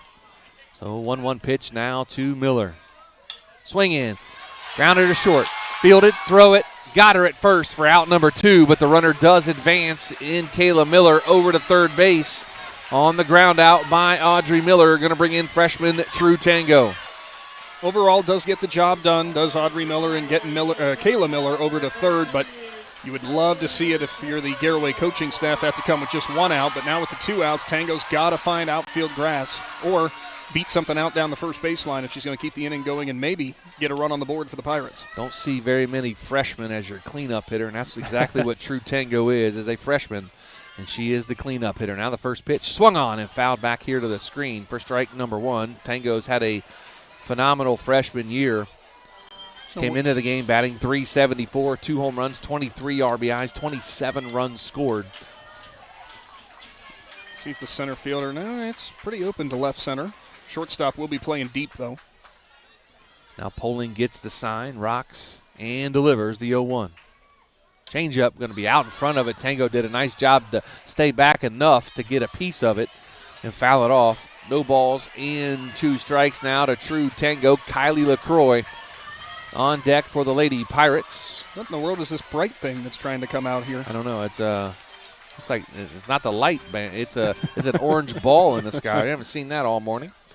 We knew it came up because it was not dark anymore. But now the 0-2 to Tango. Swing off the pitcher's glove, fielded by the second baseman. And she did a nice job to get it over to first base, did Ty Mize. So it goes 1-4-3 on the putout. And after 3.5, 2-0 Tri-Village. Back after this with Big Z Sports. As a parent, a high school sports season can be exhausting. From traveling to games, eating on the run, getting to bed late, and oh yeah, still working your 9 to 5. After all that, you need to unwind, and there is no better way to do that than at one of the 10 lakes operated by the Muskingum Watershed Conservancy District. The opportunities are endless with things to do, plus the option of primitive tent camping or treating yourself to glamping in one of their cabins. See all the Muskingum Watershed offers by finding them at mwcd.org. TMK Valley Propane is embracing remote tank monitors. Are you tired of going outside to check your propane tank or forget to order your propane on time? TMK Valley Propane now provides reliable remote tank monitoring technology. Let TMK Valley Propane take the worry away, provide timely delivery, and never run out of propane again. Thank you for your trust in TMK Valley Propane. All the way to TMK, service with a personal touch.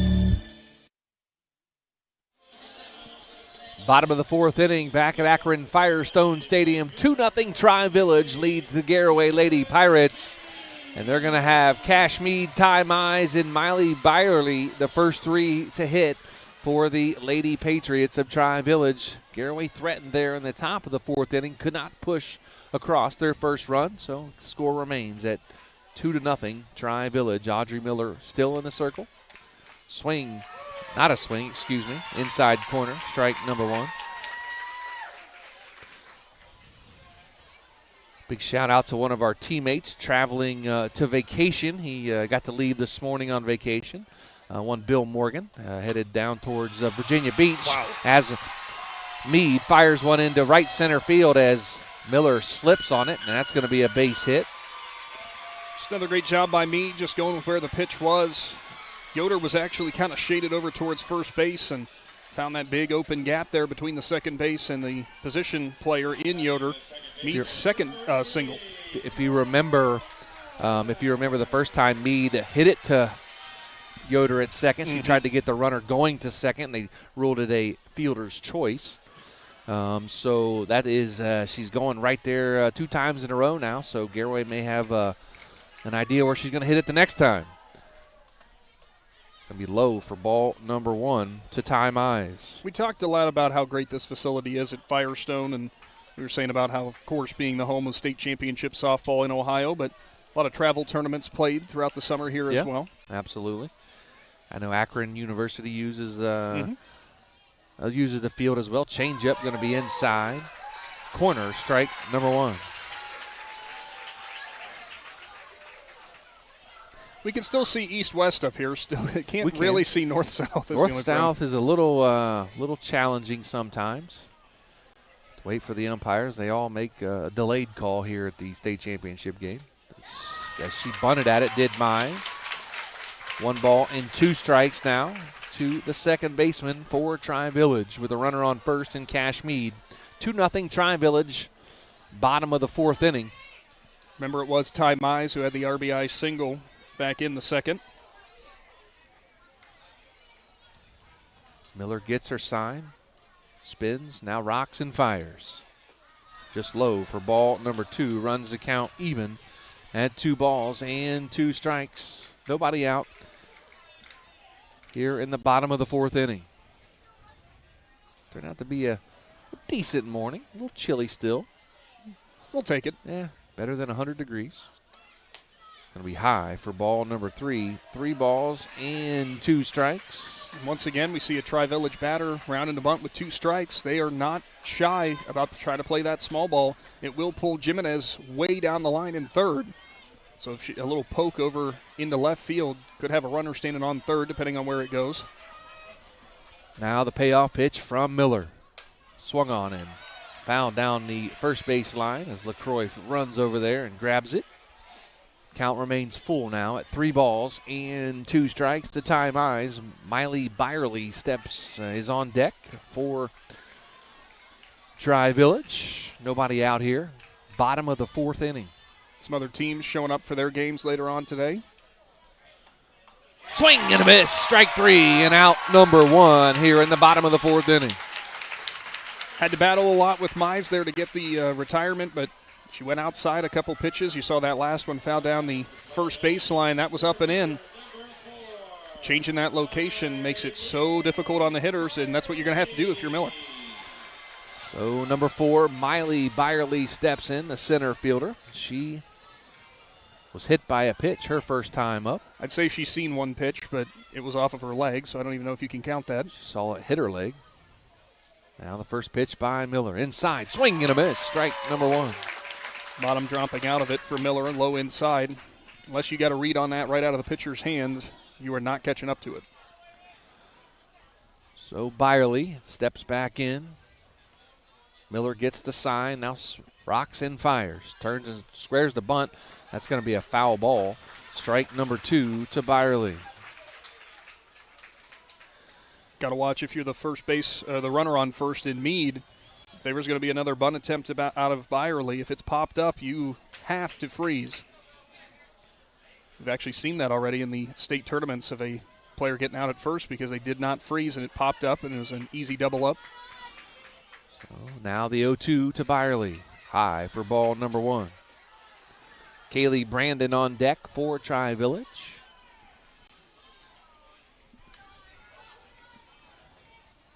One out here. Bottom of the 4th inning. 2-0. Tri-Village leads Garaway, the Division VI state championship game. The 1-2 pitch. Changeup just in the dirt for ball number 2. Runs the count even at 2 balls and 2 strikes. Right idea, but bounced off the plate. Wind is back. It is. Trying to block it from getting into us. 2-2 pitch. Swung on and dribbled to Jimenez at third. Out number 2. It goes 5-3 on the putout. Nice play down there by Jaylene Jimenez. Jimenez just had the field presence or the field awareness there. It was enough of a tapper. She knew there was no chance of getting Meade at second. Just made the right play, went straight on to first. Going to bring up the first baseman, number 9, Kaylee Brandon. She struck out her first time up. 2 outs now in the bottom of the 4th inning. 2-0 Tri-Village leads Garaway. They do have a runner on second in Cash Meade. She scored her first time when she got on base.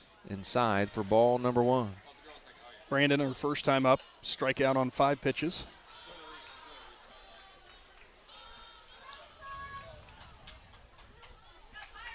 Crowd is starting to spread out a bit more to the outer parts of the stadium, off of the overhang with the rain gone.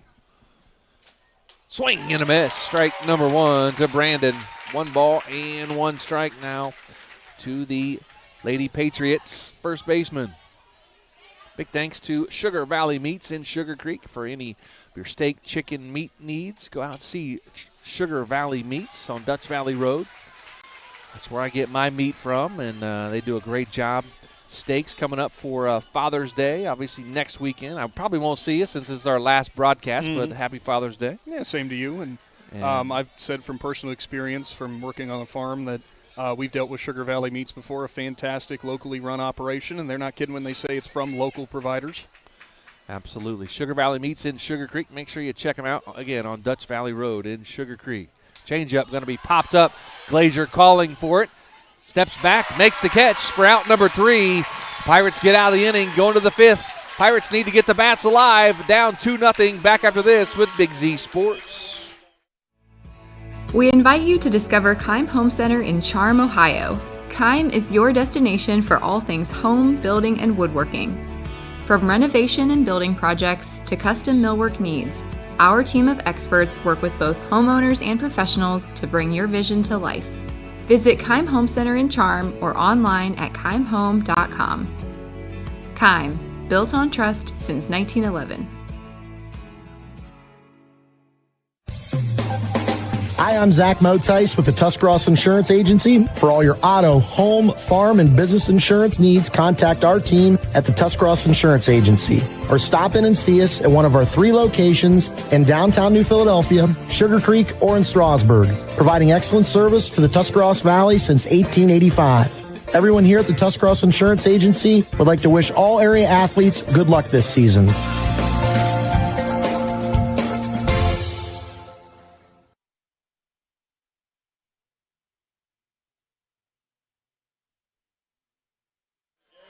Top of the 5th inning, back at Akron Firestone Stadium. Joe Geckler, Nick McWilliams, and our Hartzler's Quality Housing Mobile Studios.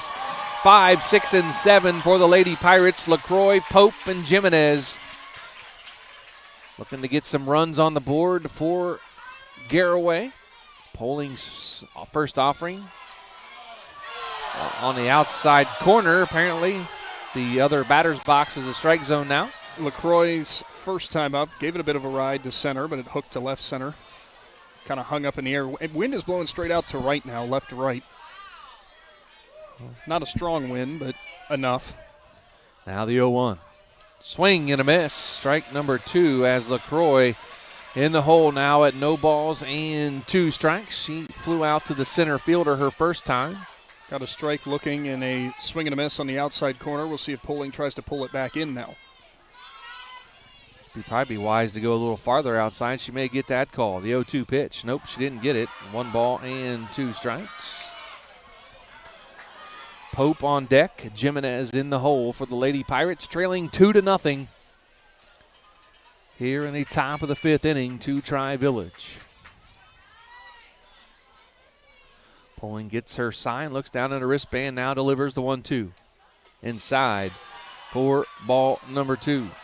2 balls and 2 strikes now to Kylie LaCroix. Of course, had the big game, 6 RBIs in a state semifinal win over Gibsonburg.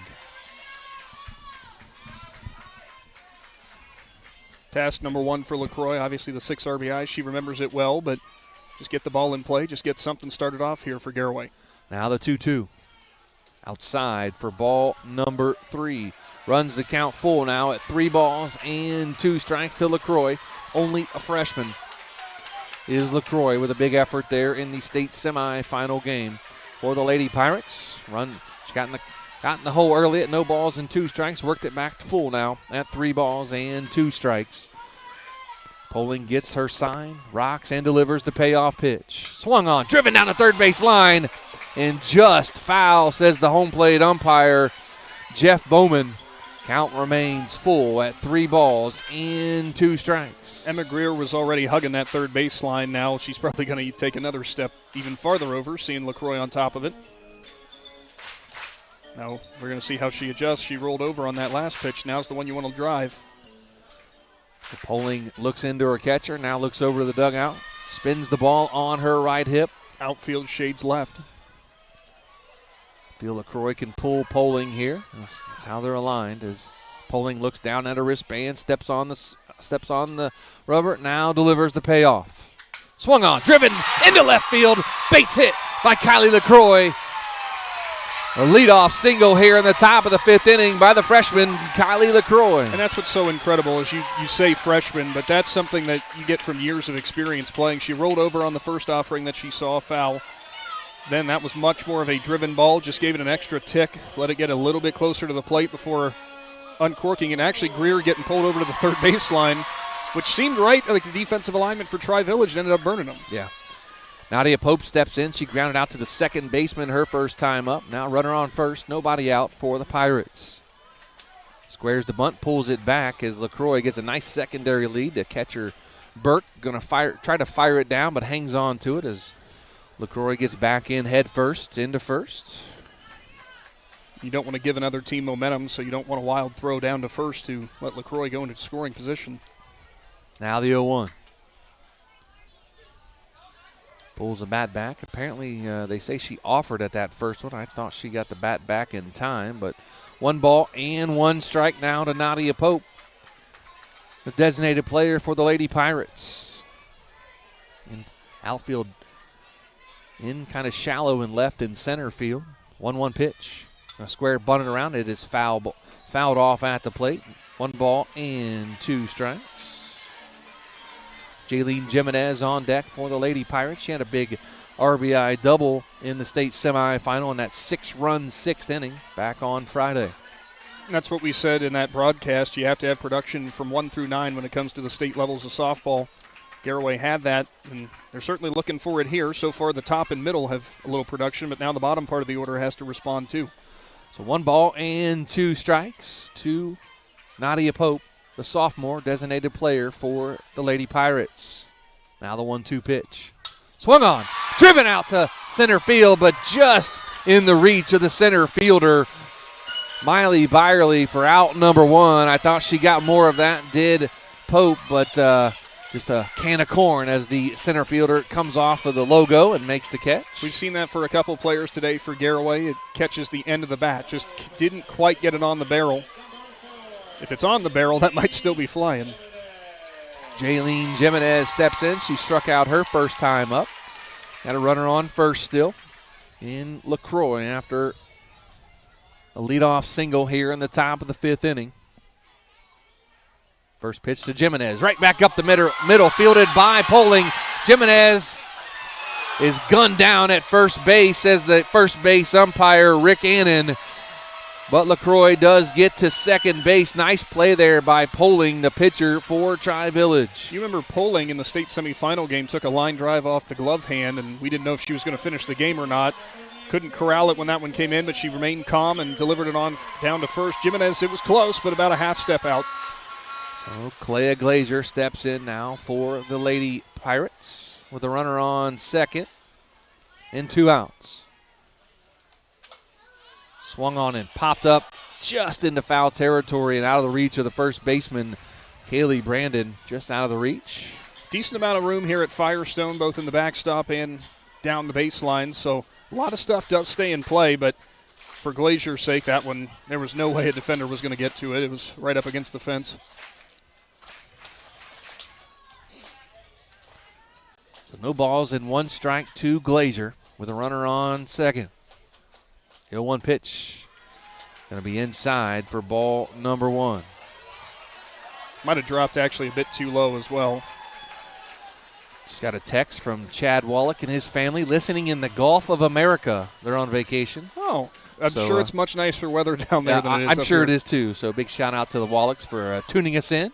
1-1 pitch going to be outside for ball number 2. Of course, Wallach's very prominent with the Garaway program, whether it be football, basketball, softball, track and field.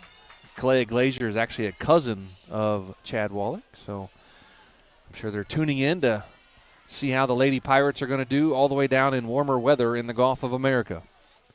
Swung on and fouled off down the right field line and out of play. Runs the count now at 2 balls and 2 strikes with 2 outs here in the top of the 5th inning. Time called here. Burke wants to go settle something with Poling. Just probably the approach for the 2-2. Glazier at the plate. It's been a bit of a struggle for her in the state tournament so far to this point, but I'd say she's due.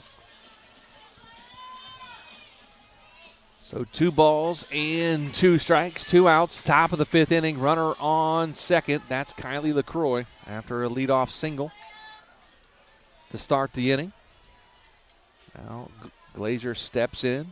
Poling gets a sign, pauses, now delivers. Outside for ball number 3. And LaCroix going to get up to third on the wild pitch. Off the glove of Burke. She tried to go to the outside corner, but Poling, I think, might have held it just a bit too long, and it tipped away. Now, you got the first run for the Pirates standing 60 feet away. So 60 feet away, like Nick said, potential Pirate run. Full count to Clea Glazier. These are the moments in the state tournament you've got to make the other team pay for. 3 balls, 2 strikes, now the pitch. Swung on and fouled off again by Glazier, doing a great job staying alive at the plate is the junior first baseman, Clea Glazier. Third baseman is hugging the baseline again, so there will be that gap between the 5-6 hole. Most of what Glazier's fouled off has been to the right, though. Poling looks into her catcher, Burke. Gets the sign, now rocks and delivers. High for ball number 4. As Glazier works the walk, great at bat there by Clea Glazier to earn the walk to get a second runner on board now for the Lady Pirates, and going to bring in courtesy runner coming in for Glazier. Keaton Yoder going to step into the plate, the freshman, having a great season. Looks like that number 3. It is number 3. That's Molly Miller, the courtesy runner for Glazier. Great job by Clea Glazier to earn the walk right there. Miller's going to say, hey, I'll take it from here.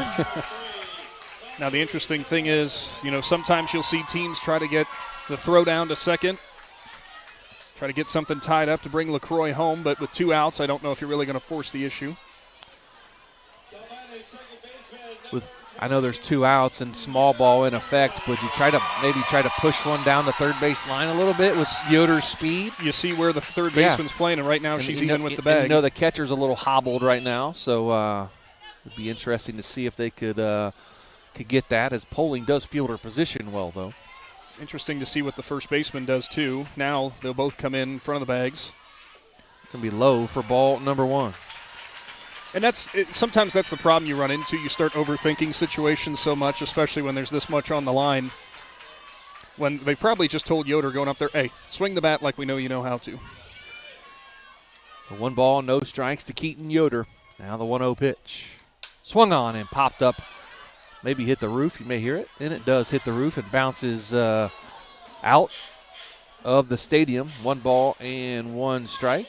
I know, Nick, we parked in the side lot. We got here early enough. I think we're good over where we are this morning. Cool. If you're going to hit where the Z-Ride is and where your car is, you're going to have to pull it really hard. Yeah, absolutely. As 1 ball and 1 strike to Keaton Yoder as Poling looks down to her wristband in the circle, rocks and fires. Change up high for ball number 2. 2 balls and 1 strike to Keaton Yoder. Krista Miller on deck. Pirates trying to get to her, trying to get a run on the board. They trail 2-0, top of the 5th inning to Tri-Village, who comes into the game at 29-0, Nick. Garaway 20-10. Now the 2-1. Swung on and fouled back to the screen. Runs the count even now at 2 balls, 2 strikes with 2 outs here in the top of the 5th. Would be interesting if Poling thinks about that off speed again. She left it high last time, and you really don't want that to hover in the middle of the plate. Yoder kind of looked like she had it timed in terms of when her step was, when her hands were loading up. Poling see if she goes back to the well. Takes a deep breath. Now rocks and fires the 2-2. Swung on and dribbled back to the pitcher. She fires it to first for out number 3. Pirates get 2 on but can't get any in. And after 4.5, 2-0 Tri-Village. Back after this with Big Z Sports. Every day begins with purpose. Every job begins with precision. At Right Mark Roofing, we don't just install roofs. We build trust and forge relationships.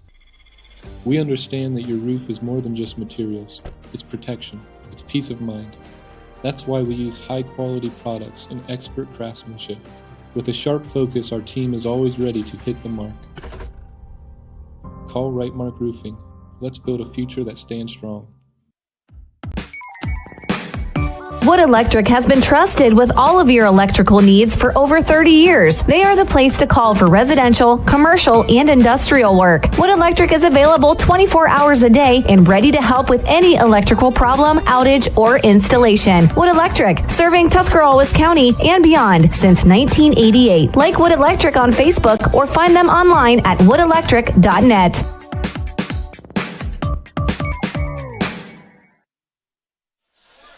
Bottom of the 5th inning back at Akron Firestone Stadium. Joe Geckler, Nick McWilliams, and our Hartzler's Quality Housing Mobile Studios. 2-0 Tri-Village leads Garaway. Back to the top of the order, 1, 2, and 3. Greer, Cantrell, and Burke, your first 3 hitters for Tri-Village. On the day, Greer fouls the first pitch off. For strike number 1, she walked her last time up and grounded back to Miller in the circle her first time up. So 0 for 1 officially on the day. Greer with an RBI, though, with that walk as it came with the bases loaded. Not often do you see that.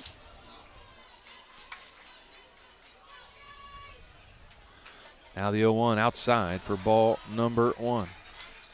Credit to both these pitchers because I know Tri-Village has the 2-0 lead, but there's really been no momentum that's been stuck or has stayed, I guess, for both the Patriots and for the Pirates. They've just been working so well whenever it comes to mastering the circle. Ground ball up the middle. Keaton Yoder fields it, gets her glove on it, but cannot make a play as it trickles into center field for a leadoff single by Emma Greer. There's another one for Yoder, playing her position kind of shaded closer towards the first base side, and Tri-Village has kind of seen that opening up by second base. They've went there a couple times. Yoder actually takes a step or two now further to her right. So the DP, the designated player, Emma Cantrell, steps in. She struck out both times here today. Came into the game batting .447 on the season. 2-0, bottom of the 5th inning. Tri-Village leads Garaway in the Division VI state championship game. Outside, runner takes off. Going to throw it down, and she steals second, does Emma Greer pretty easily. Gets into scoring position as Cantrell takes ball number 1. I was just about to say the corners were playing in, outfield was playing in, trying to potentially set up for double play depth, but Greer's got some wheels for sure. So Greer with a stolen base. I'm sure it's fun sliding on that turf today, being wet. Yeah. No? It'll take you a ways, but might not feel the greatest. Squared to bunt did Cantrell, but she pulls it back. 1 ball and 1 strike now to Cantrell. Again, 0 for 2 on the day with 2 strikeouts. Haley Burke, the catcher, on deck. No outs, bottom of the 5th inning.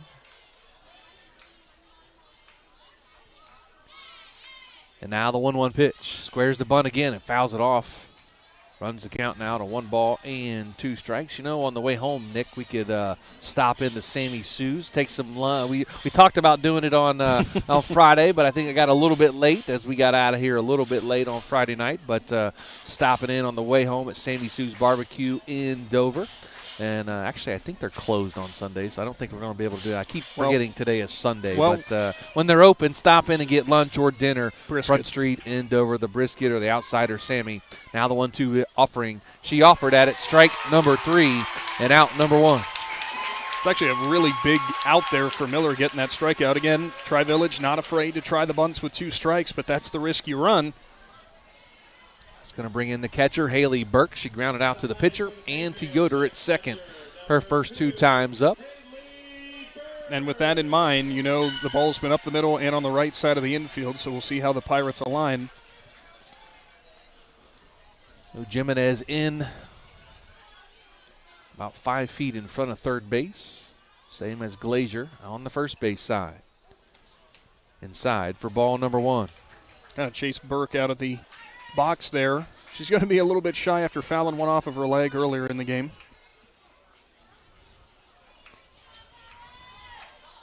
It's a situation, too, though. You say hit behind your runners, and if it's an inside pitch, it's a little bit harder to do that. Swing and a miss to Haley Burke. 1 ball and 1 strike. Cameron Osborne on deck for the Lady Patriots.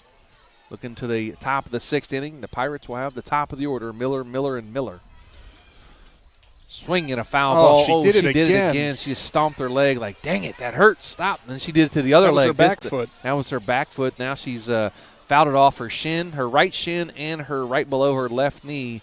And she's laughing about it at least. But, you know, that's not very comfortable when you do that. That's all you can do in that scenario. It's not going to make it hurt any less, but just got to chuckle and go, really, what do I got to do to put one of those forward, not back into me? Maybe that puts a little thought off her injured left leg. Now the going to be high for ball number 2.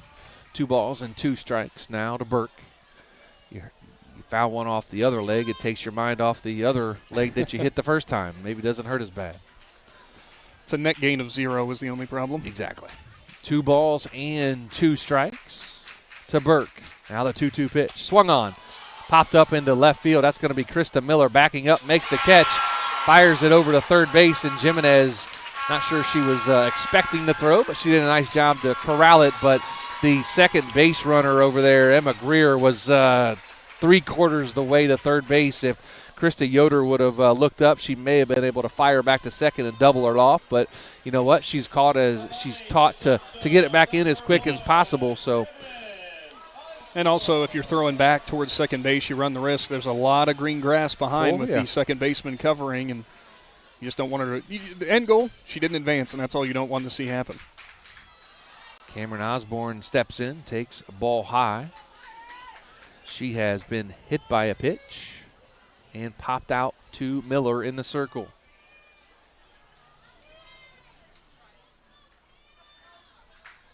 Now the 1-0 pitch. Swing and a miss. Strike number 1. Miller dialed it up a couple notches on that fastball to get it by Osborne, who's jumping around saying, man, I just missed that one. Osborne came into the day batting .364, 12 home runs, and 32 RBIs on the season. Osborne batting in the cleanup spot. Now the 1-1 pitch from Miller gets her sign and rocks and delivers. Going to be low and on the turf. Great job by Connor to block that one. 2 balls and 1 strike. Sophia Connor doing a great job back there as the catcher.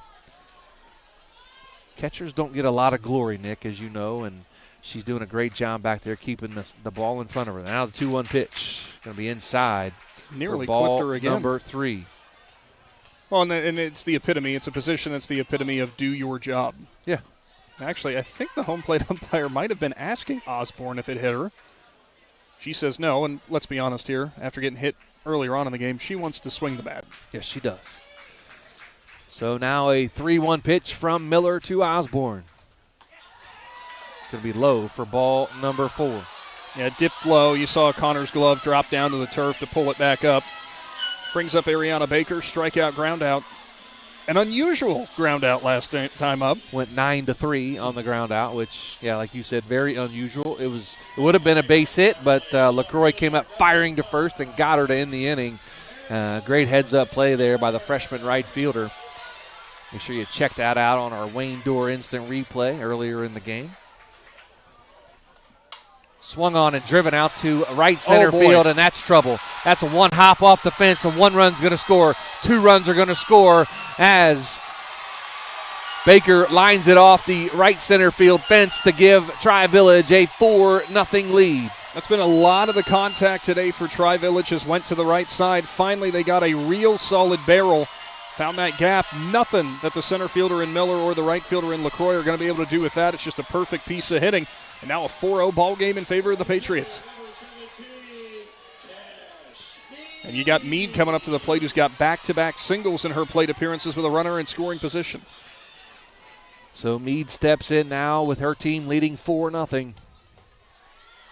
Inside for ball number 1. She's gone to the right side both times. A fielder's choice to Yoder. Got it just past the reach of Yoder at second base and trickled into center field. This time she dribbles it down the third baseline, but foul for strike number 1. I've actually seen that during the state tournament for a lot of different teams, that the right side has been, for right-handed batters, has been much more of their go-to, you know, waiting for the outside pitches and just driving it where it's thrown. Now the 1-1 pitch. Change up. Way out in front of it was Meade. Now 1 ball and 2 strikes to Cash Meade, the right fielder. It's a pitch that floats like a balloon and drops like a bowling ball. And you're not hitting it because it's got you way out in front and it's floating around, like you said, like a butterfly, and it's in the stratosphere and when you're swinging. Time called by Meade. Just try to slow things down after that swing and a miss. She'll slow it down, but Miller's going to speed her up right here on the 1-2 pitch. She does, and she fouls it off down the right field line and out of play. Count remains at 1 ball and 2 strikes. Getting a little brighter out there. Didn't bring my sunglasses. Didn't think I would need them, but hey, you know what? The sun's trying to peek through. Didn't bring my normal glasses, and I realize how bad my vision actually is when I don't wear them. Now the 1-2 pitch. Change up, fouled off. Great job by Meade to stay back on that just enough to get a piece of it. She's got a big smile, too, because she knows that could have been a problem. That's all you can do, really. If you're not ready for it, just stick the bat out there and poke it back and hope the catcher can't grab it. So now the 1-2 pitch again to Meade. Inside, apparently low to Meade. 2 balls and 2 strikes. Garaway fans not happy with that call. I'm doing my umpire thing for you again with the point. Yes, you are, and it's very, very helpful. I appreciate that. 2-2 pitch. It's going to be low again. The runner takes off for third. Tag. No, she said that she is safe at third. The tag by Jimenez was there, but the third base umpire, Mark Abuel, said no, she got her hand in before the tag hit, so it runs the count full at 3 balls and 2 strikes as Baker now on third with 2 outs here in the bottom of the 5th with 2 runs in. Tri-Village leads 4-0. Jimenez was playing in front of the bag with Meade at the plate, so that's why she had to turn around for the tag, gave extra time for Baker to slide in safely. Now the payoff pitch. Swung on, dribbled back to Miller. She fields it, fires it to first for out number 3, but 2 more runs for Tri-Village. And after 5, the Lady Patriots lead 4-0, headed to the 6th. Back after this with Big Z Sports. Are you ready to give your home a new look? Look no further than Wayne Dorr, your one-stop shop for all your residential needs. Garage doors, entry doors, windows, and patio doors, Wayne Door has everything you need to upgrade your curb appeal. With 24/7 emergency service, you can trust their technicians to be there when you need them most. Stop by the Dover showroom on State Route 39 or visit WayneDoor.com and let the experts help transform your house into the home of your dreams. Wayne Door, more than just garage doors, from the people you can trust. Spring and summer bring big events, graduations, yard sales, and tournaments. The Educational Service Center Print Center is your go-to for sponsor banners, yard signs, and custom graduation packages with invitations, envelopes, and thank you cards. And when it's time for sports, the ECO Center in St. Clairsville is the perfect venue for AAU and JO tournaments. With spacious seating, plenty of parking, and easy access to hotels and restaurants, it's your one-stop arena for wrestling, cheer, and more. Plan your next event with us on the court or in print. Find out more today online at ecoesc.org. Top of the 6th inning, back at Akron Firestone Stadium. Well, that timed them well. Joe Geckler, Nick McWilliams in our sweet Carolina, the 5th inning stretch, the 7th inning usually in baseball, but obviously only 7 innings in softball. So it's going to be the 5th inning stretch. 4-0 Tri-Village. The Pirates got to get something going here at 1, 2, and 3. Miller, and Miller, the first 3 to hit for Garaway. Line drive down the right field line, and that's just going to go foul, as Krista Miller had about 600 feet between the right fielder and the line to get a base hit, and she just pushed it too far foul as the right fielder was way over in the right center field gap. Little tail spin, taking it over there. Miller, and Miller, the top order of the Pirates lineup. Sounds like a law firm. It is a law firm. I think they have a law firm in Sugar Creek named Miller, and Miller. So Krista Miller only 2 hits away from tying the single-season hit record for Garaway. She needs to get moving here. She takes ball number 1. 1 ball and 1 strike now. Notice the right fielder out there in Meade has now shifted and is much closer to the line, but that does open up the right center gap. So now the 1-1. Inside, almost hit her. Miller was able to get out of the way. She is 0 for 2 on the day. A pop out to the second baseman and a ground out to the third baseman. Coach Meter saying, hey, stand in there for that next time. Take that one. Get us a runner. 2 hits on the day for Garaway. That's all they can get so far. Top of the 6th inning, trailing 4-0. Strike number 2 called. Nice framework there by Burke behind the plate. Thought it was outside. She brings it back in. Home plate umpire says, hey, I'll give it to you. 2 balls and 2 strikes. Now to Krista Miller. Now the 2-2 pitch. Swung on.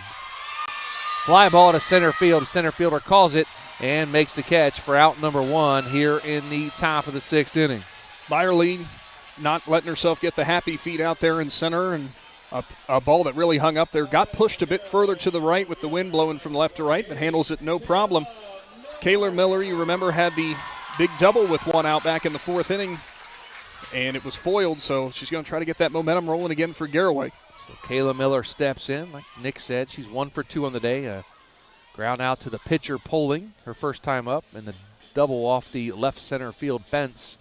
I'm pretty sure her last time up. Pretty sure that's probably why Burke is talking to Poling. Poling is actually stretching out her right leg, which is her drive leg. Not sure if she caught it kind of awkwardly there. She seems fine, but not a bad idea, though, to give her a talk after the double that was given up last time. Steps back in now, gets the sign from the dugout, looks down at her wristband, and now steps in and delivers. The first pitch to Krista Miller. Going to be a strike on the corner. 1 ball, or no balls and 2 strikes. Audrey Miller on deck for Garaway. No balls, 1 strike, 1 out in the top of the 6th. 4-0 Tri-Village leads Garaway. Division 6 state championship game. The 0-1 going to be high for ball number 1. Kayla Miller has really not wasted a lot of time in terms of when she's been swinging the bat. This was when her double came, was on her 3rd pitch her last time up. Now the 1-1. Going to be in off the turf for ball number 2. Unless she was going golfing, it wasn't going to be on that pitch. Yeah. Got to hit the white ball around a little bit yesterday with my son Braden. It was fun to get out and hit it around a little bit. A little nicer day yesterday than it is today, but 2 balls and 1 strike to Kayla Miller. Now the 2-1 pitch. As the tarp flies over my face. Did not see what happened there. It was fouled into the bleachers on the right side, so now it's 2-2. That was perfect timing. Whoever did that cruel punishment, that's going to come over your head now. Here we go. Got a tarp behind us so the rain didn't blow in on us. Now it's just a windbreaker. Now it's just a windbreaker, which is kind of nice. 2 balls and 2 strikes now to Kayla Miller. Ground ball to third base, fielded by the third baseman, fires to first for out number 2 here in the top of the 6th inning. It's another situation there where Poling got a Garaway batter to roll over on it. It's been a couple hard-hit balls, but nothing really to speak of to this point for the Pirates. Poling is putting on a master class of how you handle a lineup from top to bottom. Audrey Miller hitting that fielder's choice her last time up, struck out in the first inning. So Audrey Miller steps in, 0 for 2 on the day, as Nick said. Pirates trail 4-0, top of the 6th inning. Division 6 state championship game. Going to be high for ball number 1.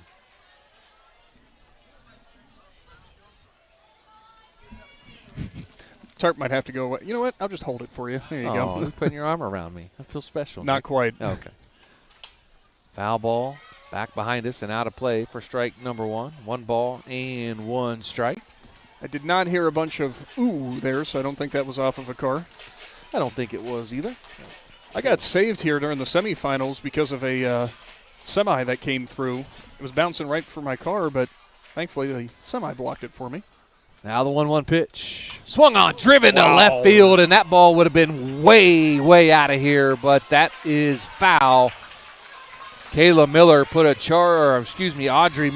charge into that one. That ball would have been out of here by 100 feet. That ball was absolutely crushed. Poling will not be giving her another one out over the plate, I don't believe. Poling got pulled to left field, but foul by Audrey Miller. Now the 1-2 pitch. Off the end of the bat, fielded by the first baseman, Brandon, and that's out number 3. Pirates go 1-2-3, head to the bottom of the 6th. Tri-Village 4, Garaway nothing. Back after this with Big Z Sports. Located right off 39 east of Sugar Creek Cartage Company is a family-owned and operated business since 1953 and are looking for qualified Class A CDL flatbed drivers. They offer competitive pay and great benefits like paid family insurance at no cost to employees. At Sugar Creek Cartage Company, they are big on family comes first, and you are more than just a number. Contact Ashley Rodocker Monday through Friday, 8:30 to 4:30 at 330-852-2213. Go Pirates! Eagle Machinery and Supply in Sugar Creek is your Sempico dealer, carrying Gaso Cleanse and Diesel Max fuel conditioners, 2-cycle oils for mowers, leaf blowers, and chainsaws, plus Mega Molly, Syntho Lube, and fifth wheel greases. Check out Sempico fall cleanup and winterizing products too. Eagle Machinery builds hydraulic hose assemblies and offers cylinder and pump repair, plus welding and machining services. Join the Eagle team. They're looking for machinists, fabricators, and electricians. Go to eaglemachines.com for details. Between innings. Bottom of the 6th inning, 4-0. Tri-Village leads Garaway. They're going to have 7, 8, and 9 are the Lady Patriots. Again, leading 4-0 over the Lady Pirates of Garaway. 7-8-9 has produced a 1-5 clip so far. Ty Mize with an RBI single. Actually, I believe she's the one who hit the fielder's choice. No, that was not Ty Mize. It was Mize had an RBI into right field. It trickled right off Yoder's glove. Right you are. So Miller back out in the circle for the Lady Pirates. Steps off now as time is called by the home plate umpire Jeff Bowman. Some umbrellas have popped back up, and I think we might be getting a little of the wet stuff again. First pitch to Mize. Swung on, driven into right center field. That's going to get down for extra bases for Mize. She touches first, heads to second, and slams on the brakes as the ball comes back in as a leadoff double for Ty Mize. As the Lady Patriots in business here, bottom of the 6th inning, leading 4-0. That right center gap again is exactly where Tri-Village, when they've gotten the real solid contact where they have been living, I don't know if it's more of a timing thing off of Miller or what it is, but Miller actually asks for her center fielder and right fielder to kind of converge a little bit more. Going to bring in Miley Byerly, the center fielder. She is 0 for 1 officially on the day, was hit by a pitch. Last time up, Byerly, hot shot down to the left side. Actually was a tapper to Jimenez. Square to bunt, now pulls it back, change up as Connor comes out, says, okay, run to third, see what happens. Ball number 1 now to Byerly. Kaylee Brandon on deck. Mize has some wheels playing the second base position for the Patriots, but 4-0 lead, you want some more runs. You don't want to squander an inning, especially not on the base paths, and that hit her again. So Byerly takes one off the leg this time for another hit by pitch as head coach Emily Osborne steps in and talk to the home plate umpire. I actually don't know what the conversation would be unless now coming in, we do have a pinch hitter coming in. Number 7 is going to pinch hit for. Number 7 would be. That is Addie Wright going to pinch hit for Kaylee Brandon, the first baseman. So Addie Wright steps in. Which is interesting there this late in the game whenever you talk about making some changes to your lineup. Brandon struck out and popped up to the first baseman. Her other 2 plate appearances, so we'll see what Wright has in store here.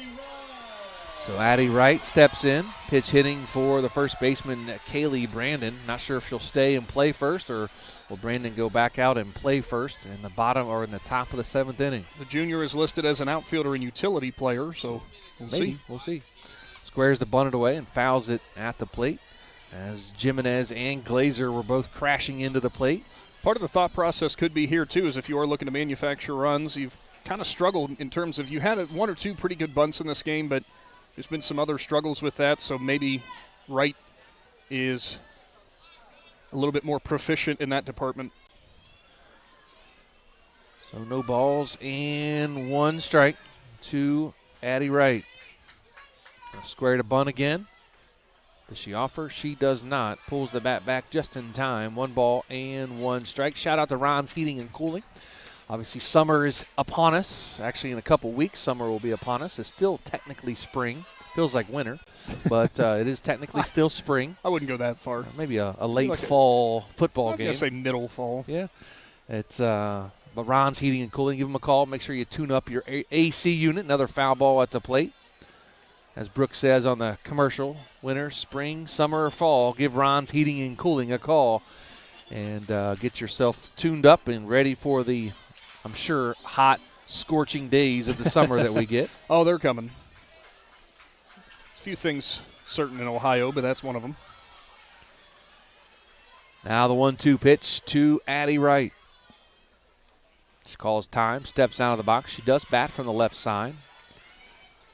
Takes a couple practice swings and now steps back in the box with the count at 1 ball and 2 strikes. Now the pitch.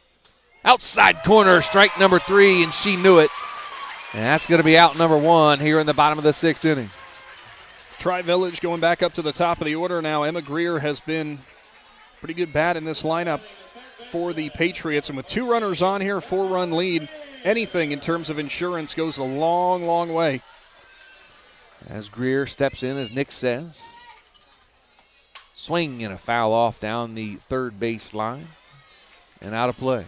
You ever come here to Firestone to enjoy a game? It's a fantastic venue, but keep your head on a swivel. Yes. But you should be doing that at every ballpark you go to. It amazes me sometimes when I see people on TV watching a game and they're on their phone. On their phone, just not paying attention.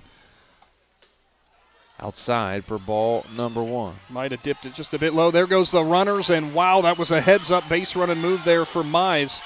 So both runners take off on a delayed steal attempt as Mize swipes third under the tag of Jimenez, and Byerly gets to second. I believe it was Greer in the semifinal game who got home after kind of doing that, just waiting to see whenever the pitcher or the catcher is going to get rid of it, just lull him to sleep. It worked out again there. Takes one high for ball number 2, does Greer. 2 balls and 1 strike. Looking to the top of the 7th inning. 4, 5, and 6 for the Lady Pirates, who trail 4-0 here in the Division 6 state championship game. Ground ball up the middle, fielded by Yoder. Bobbles it, throws it, cannot make the play, and a run does score as Mize scores from third base to make it 5-0.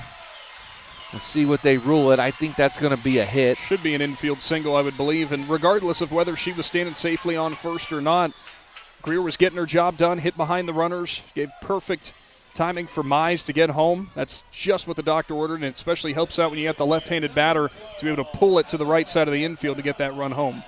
Is going to be an RBI infield single by Greer. Emma Cantrell steps in now. She's 0 for 3, has ward the hat trick. Squares the bunt. She offers at it. Going to throw it down. Fires it back to third, and it hits the runner right in the leg. Inside leg at that.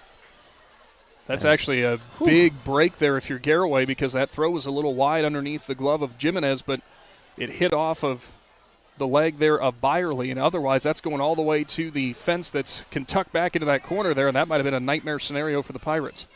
Would have been at least 1 run, maybe a second. Swing and a foul off. No balls and 2 strikes now to Cantrell, who's 0 for 3 on the day with 3 strikeouts. Tri-Village has had, they've had 2 balls that have been fouled off. It's for Burke. She's hit herself twice. They've had 2 runners on base get hit with balls that are thrown down. They're probably thinking, what do we have to do to stop getting plunked? So no balls and 2 strikes to Cantrell, the designated player. Outside, come on, just got back as Jimenez goes down to one knee to catch that and tries to tag her on the leg, trying to tag Greer on the leg. Oh, excuse me, that's Byerly. Outside, ball gets away. That's going to be a run. Gets all the way to the backstop as Byerly scores from third on the wild pitch. You feel for Connor there because she was trying to grab the outside pitch and thought about throwing it back down there again to try to pick off Byerly leaning, but just bounced off the inside part of her glove and rolled back to the backstop. This is a Tri-Village team that we know has been aggressive on the base pass. It's paying dividends again today. So 2 balls and 2 strikes now to Cantrell. Now the 2-2 pitch. Swung on and fouled off again. It's an awfully nice banner down there that she fouled it off. It is a nice banner, which you can see later on the Big Z Sports YouTube channel when we replay this one. Connor wants time. You may be able to see it on other video feeds too if you decide to watch something else. Connor checking in with Miller on the mound, and, again, just trying to get the confidence back into your sophomore. And, it's a 6-0 ball game. We have seen time and time again teams just all of a sudden get a spark offensively, and that's obviously what Garaway's going to need to do next inning, but got to get out of this one. Just 1 gone here. 2 balls and 2 strikes now to Cantrell. The 2-2 pitch. Outside corner, strike 3, and out number 2 here in the bottom of the 6th inning. Well, there you go. There's your confidence builder. Going to bring in Haley Burke to catch him. And I think they're actually going to have a hitter come in here for Burke because they sent her back to the dugout. I think it's going to be number 1. No, that's Osborne, who's already in the game. So, yeah, that is Osborne. So Burke went to the dugout. Maybe she's taking off her shin guards. Maybe she didn't have them on when she was standing out there, so I'm not sure who they'd be bringing in. The other players who were listed, they've only got 3 other ones that are listed. I believe number 11. That's going to be Besecker. So the pinch hitter coming on here. I would imagine that it's going to be with the thought process of bringing Burke back into the game. Mackenzie Besecker. I think that's Besecker. I think that's how you pronounce that. Besecker. Besecker. Outfielder, first baseman, and he's a sophomore. This might just be giving Burke time to get the shin guards and the equipment on to come back out here. First pitch, strike called.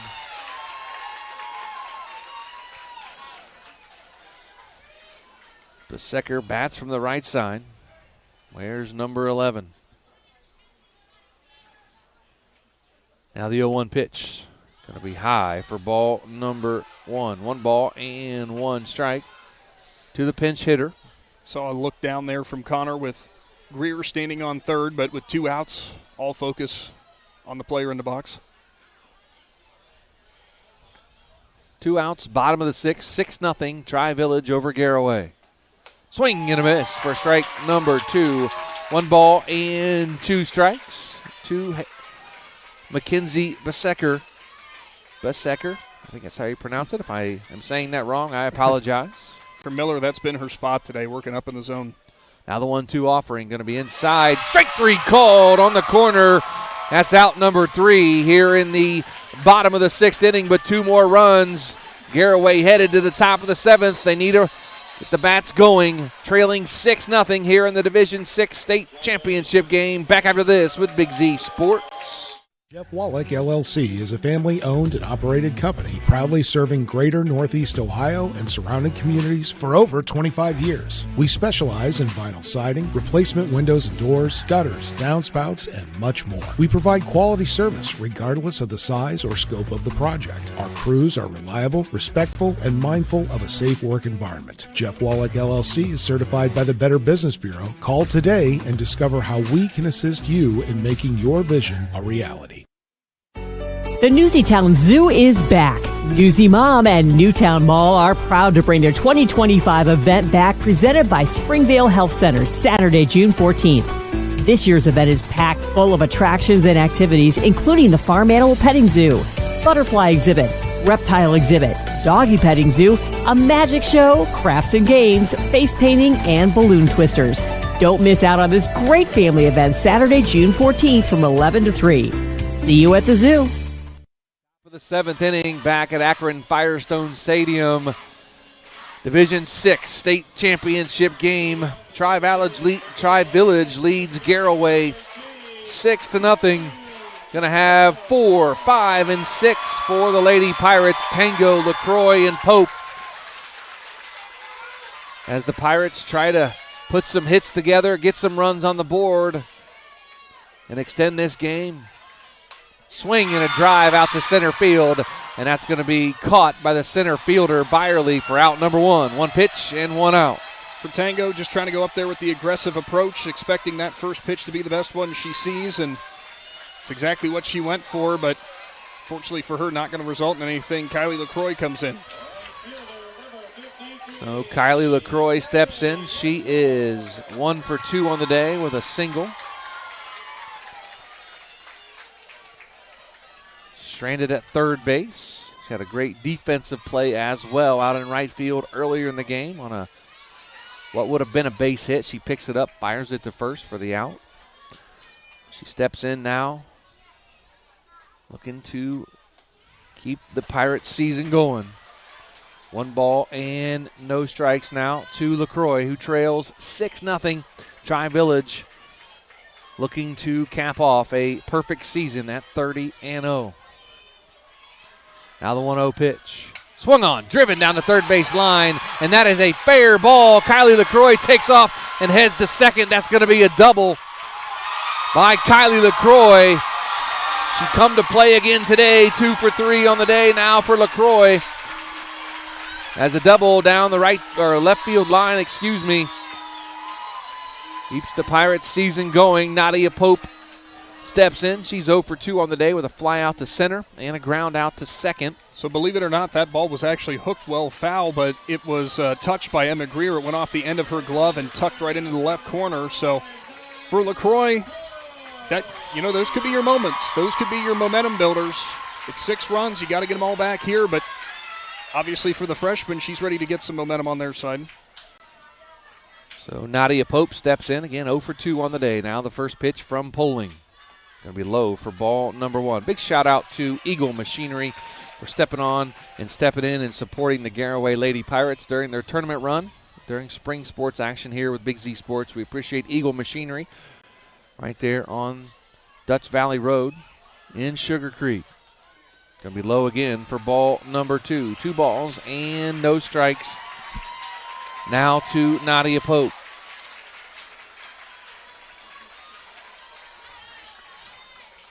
Coming up, our Dumont Sporting Goods post-game show to wrap this up. But Garaway still battling out here with a runner on second with only one out, top of the seventh, trailing 6-0. The 2-0 pitch swung on and fouled off on the roof. For strike number one, two balls and one strike now to Pope. Jaylene Jimenez on deck. Always love being up here in the stands, and after a ball goes off the top of the roof, everyone turns around to see if it hits anything. Whose car is it going to hit? Now the 2-1 pitch. Swung on and popped. And that's going to do it. And the game is over as Tri-Village is going to win the Division VI state championship on a line-out double play off the bat of Nadia Pope. They got Kylie LaCroix to lean too far towards third. And Tri-Village going to pick up the state championship here for Division VI as they knock off the Garaway Lady Pirates 6-0. Our Dumont Sporting Goods postgame show after this with Big Z Sports on Z Country 99.9. Visit Sugar Valley Meats in Sugar Creek for the freshest, locally raised beef, pork, and chicken. Enjoy freshly cured and smoked meats from the Sugar Valley Smokehouse, along with bologna, hot dogs, jerkies, and more. They can custom cut your order, and all meats are dressed on site, all with everyday low prices. Take the short drive to Sugar Valley Meats, State Route 39 to Dutch Valley Drive. Turn right and go a quarter of a mile. Sugar Valley Meats, celebrating 35 years of fresh, farm-raised local meats, and proud supporters of the Garaway Pirates. Ron's Heating and Cooling in Denison has been serving this great area since 1977. At Ron's, no matter what you need, they can handle it. From heating and cooling to standby Generac generators, water heaters, tankless water heaters, mobile home equipment, duct cleaning, and 24-hour no-heat service. Winter, spring, summer, or fall, all you have to do is call 740-922-5252. Ron's Heating and Cooling proudly supports high school sports and would like to wish best of luck to all local athletes participating this season.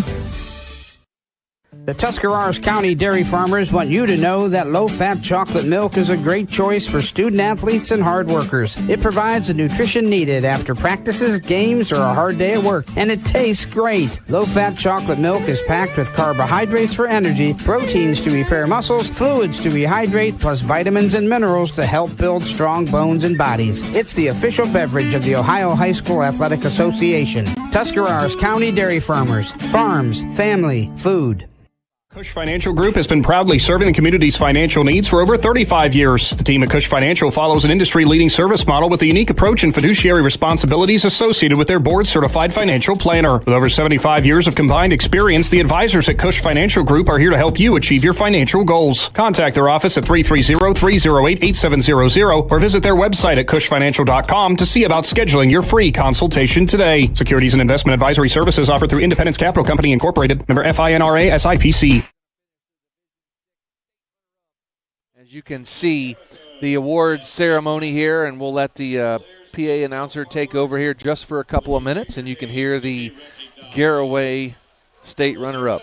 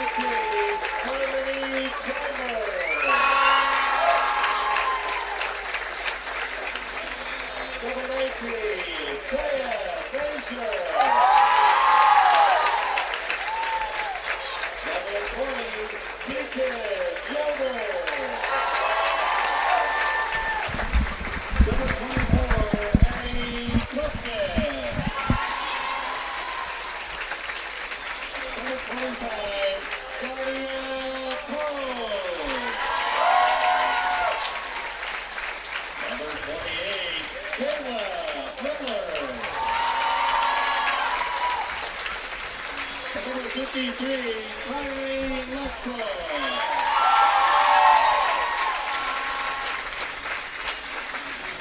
We're now recognizing our bench staff today.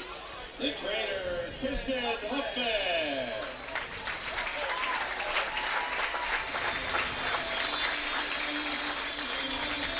Assistant coach, Hannah Ziegler.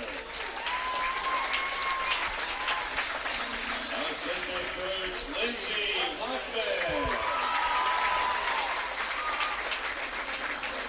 Assistant coach, Stacy Miller.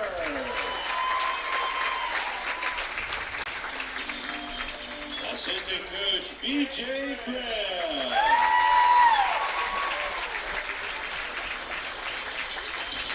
Assistant coach, Maria Kushmeyer.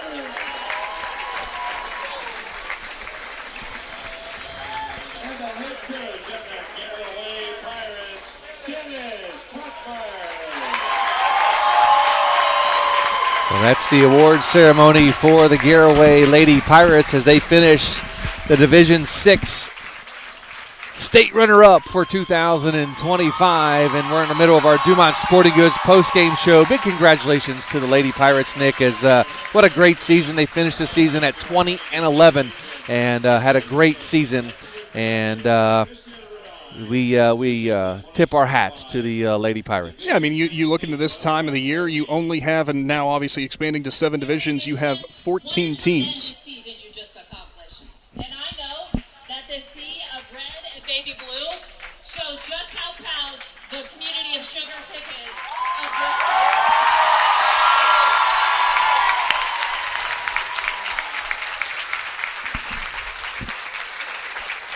You battled through some adversity, hit your stride at the right team, at the right time, and today you put up an incredible effort against a very good team.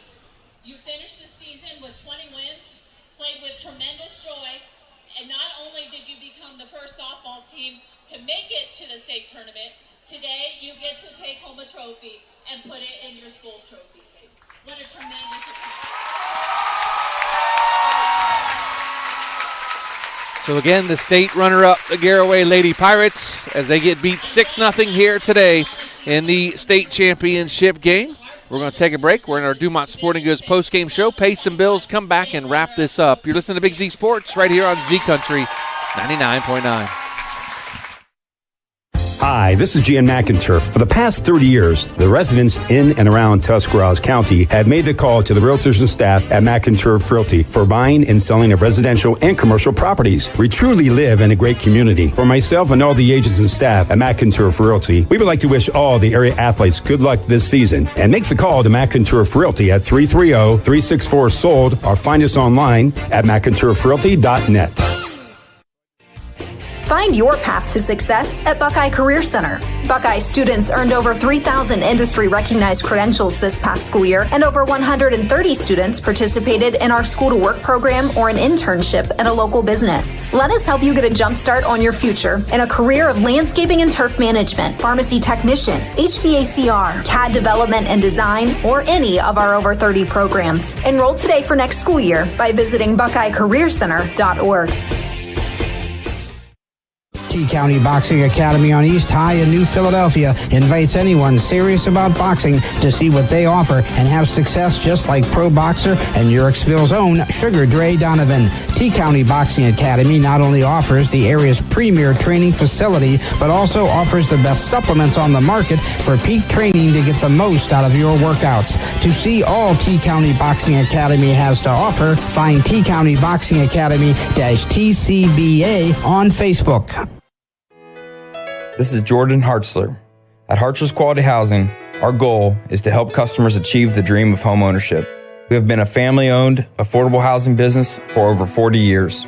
We value our customers and have the knowledge and experience to help you walk through the home buying process from start to finish. Conveniently located just off I-77 in New Philadelphia, stop by and browse their model homes or learn more by visiting Hartzlers.com. We invite you to discover Keim Home Center in Charm, Ohio. Keim is your destination for all things home, building, and woodworking. From renovation and building projects to custom millwork needs, our team of experts work with both homeowners and professionals to bring your vision to life. Visit Keim Home Center in Charm or online at keimhome.com. Keim, built on trust since 1911. PAC Drilling, a family-owned and operated company since 2005 in Bolivar, takes pride in being an economic oil and gas drilling company. PAC's objective is to contribute to American energy independence through profitable development, operation, and marketing of oil and natural gas wells. PAC also employs operating technicians to oversee each and every well drilled to maximize its productivity and longevity. Contact PAC Drilling at pacdrilling.com. The Sarshone name has always been known for truck sales, and once you see our inventory, you'll understand why. At Sarshone Chrysler Dodge Jeep Ram in Dalton, you'll find the largest selection of new trucks and SUVs in the area. Shop our inventory at SarshonCDJR.com or stop in and visit us on the corner of Route 30 and Route 94 in Dalton. Sarshone Chrysler Dodge Jeep and Ram. Get your own at Sarshone. You know what's better than a limited time deal? An unlimited time deal. That's why the Wendy's $5 Biggie Bag with a Junior Bacon Cheeseburger, 4-piece nugs, Junior Hot and Crispy Fries, and small soft drink is available all the time. Because the best time for fresh, never frozen beef and Applewood smoked bacon is all the time. Duh. I feel like I'm repeating myself a lot. For the best deal of all time, gotta be Wendy's. Unlimited time does not mean forever. U.S. price and participation may vary. Prices may be higher in Alaska, Hawaii, and California and via third-party delivery. Fresh beef available in the contiguous U.S., Alaska, and Canada.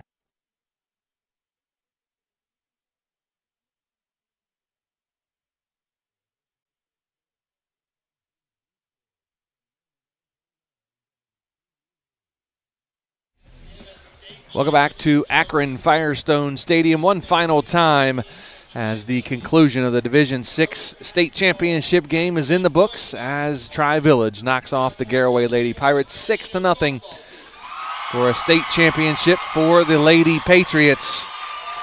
But the Lady Pirates had a great season, Nick. Finished at 20-11, state runner-up, and you come into a season with a new coach, no seniors, kind of what's going to happen with us this year, but they get all the way here to Akron Firestone Stadium, and they play for the state title, play very, very well, have a great season, and, just couldn't get it done in the end. Yeah, I mean, and that's something for the Garaway Pirates coming into this season. There were a lot of unknowns. You didn't have seniors on the team. You had a new coach coming in. You didn't necessarily know how things were going to go. The fact that you found yourself playing in a state tournament already has plenty of reason to be that much more positive moving forward into next season for Garaway.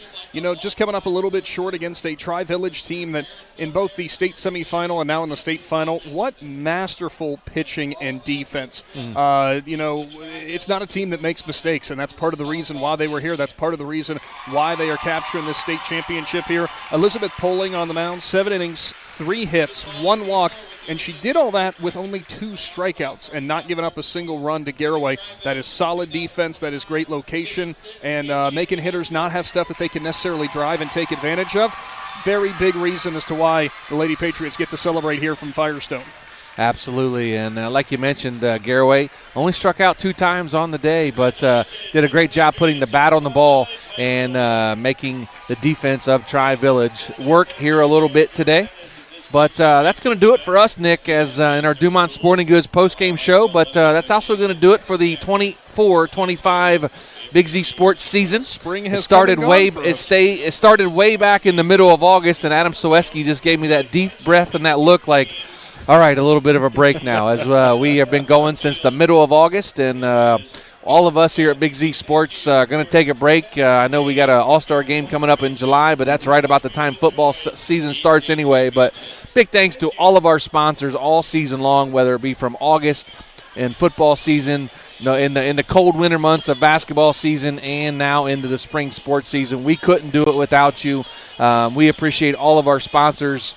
If you were just on in football, thank you. If you're on all season long, however you sponsored Big Z Sports and supported these local athletes, we thank you from the bottom of our heart. And a lot of people going into this, Nick, and I'm probably going to forget some names, but that's why I don't try to name them all, because I'm never going to remember. Some of the guys that I will say thank you for, of course, Adam Soweski, our sports director. We have Chris Kale, we have Shannon Thomas, we have Travis McClellan, Bill Hammerstrom, Nick McWilliams, Joanne and Jared and Amy. Everybody that's involved with Big Z Sports, the Claxon Communications crew. Logan McPeek did a great job this weekend for us. He did a great job all season. He's going to head into his senior year. I know I'll see him on the golf course this fall, but we probably we'll see him at some football games, and we'll have a good time coming up this fall. But big thanks to Casey Claxon and his crew all season long and all sports season long from August to now.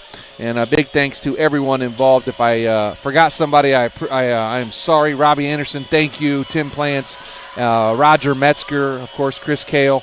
Congratulations again to Dover on their state title last night. But big thanks to everybody involved at Big Z Sports and on 99.9 WTUZ and at WJER for a great season for Big Z Sports.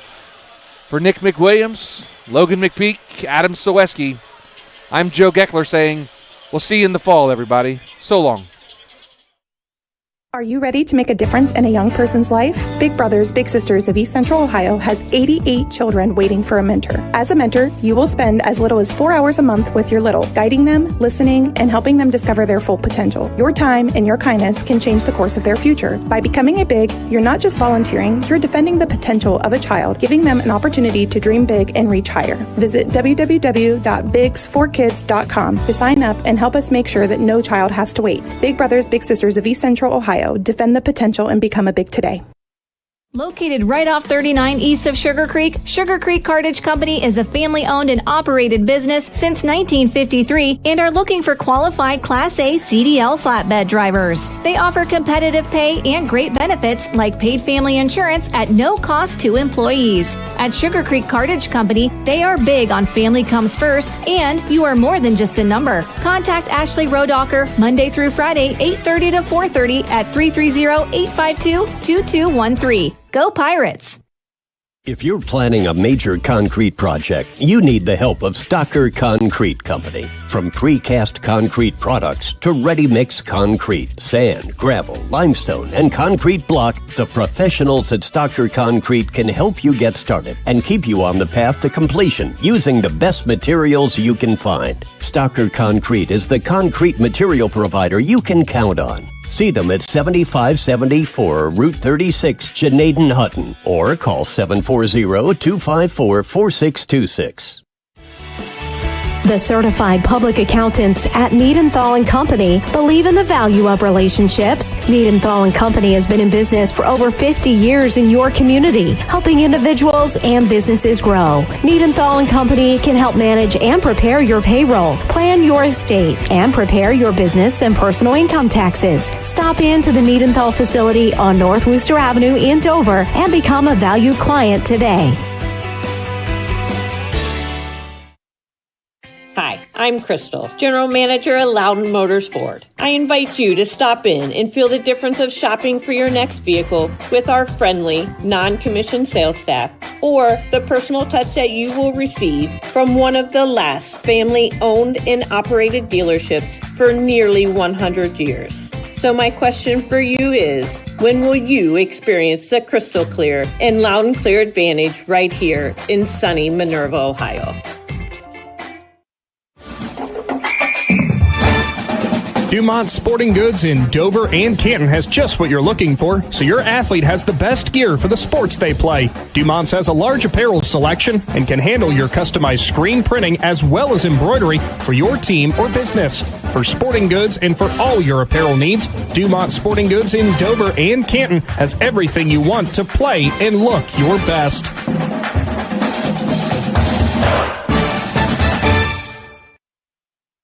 As a parent, a high school sports season can be exhausting. From traveling to games, eating on the run, getting to bed late, and oh yeah, still working your 9 to 5. After all that, you need to unwind, and there is no better way to do that than at one of the 10 lakes operated by the Muskingum Watershed Conservancy District. The opportunities are endless with things to do, plus the option of primitive tent camping or treating yourself to glamping in one of their cabins. See all the Muskingum Watershed offers by finding them at mwcd.org. TMK Valley Propane is embracing remote tank monitors. Are you tired of going outside to check your propane tank or forget to order your propane on time? TMK Valley Propane now provides reliable remote tank monitoring technology. Let TMK Valley Propane take the worry away, provide timely delivery, and never run out of propane again. Thank you for your trust in TMK Valley Propane. All the way with TMK, service with a personal touch. Thanks for watching this Claxon Communications production of High School Sports on the Big Z Sports YouTube channel. For the latest news and scores, follow Big Z Sports on Facebook, on Twitter at @Big_Z Sports, and on Instagram. Don't miss any of the live stream coverage all season long by simply subscribing for free to Big Z Sports on our YouTube channel. For the best in high school sports coverage, there is only one Big Z Sports.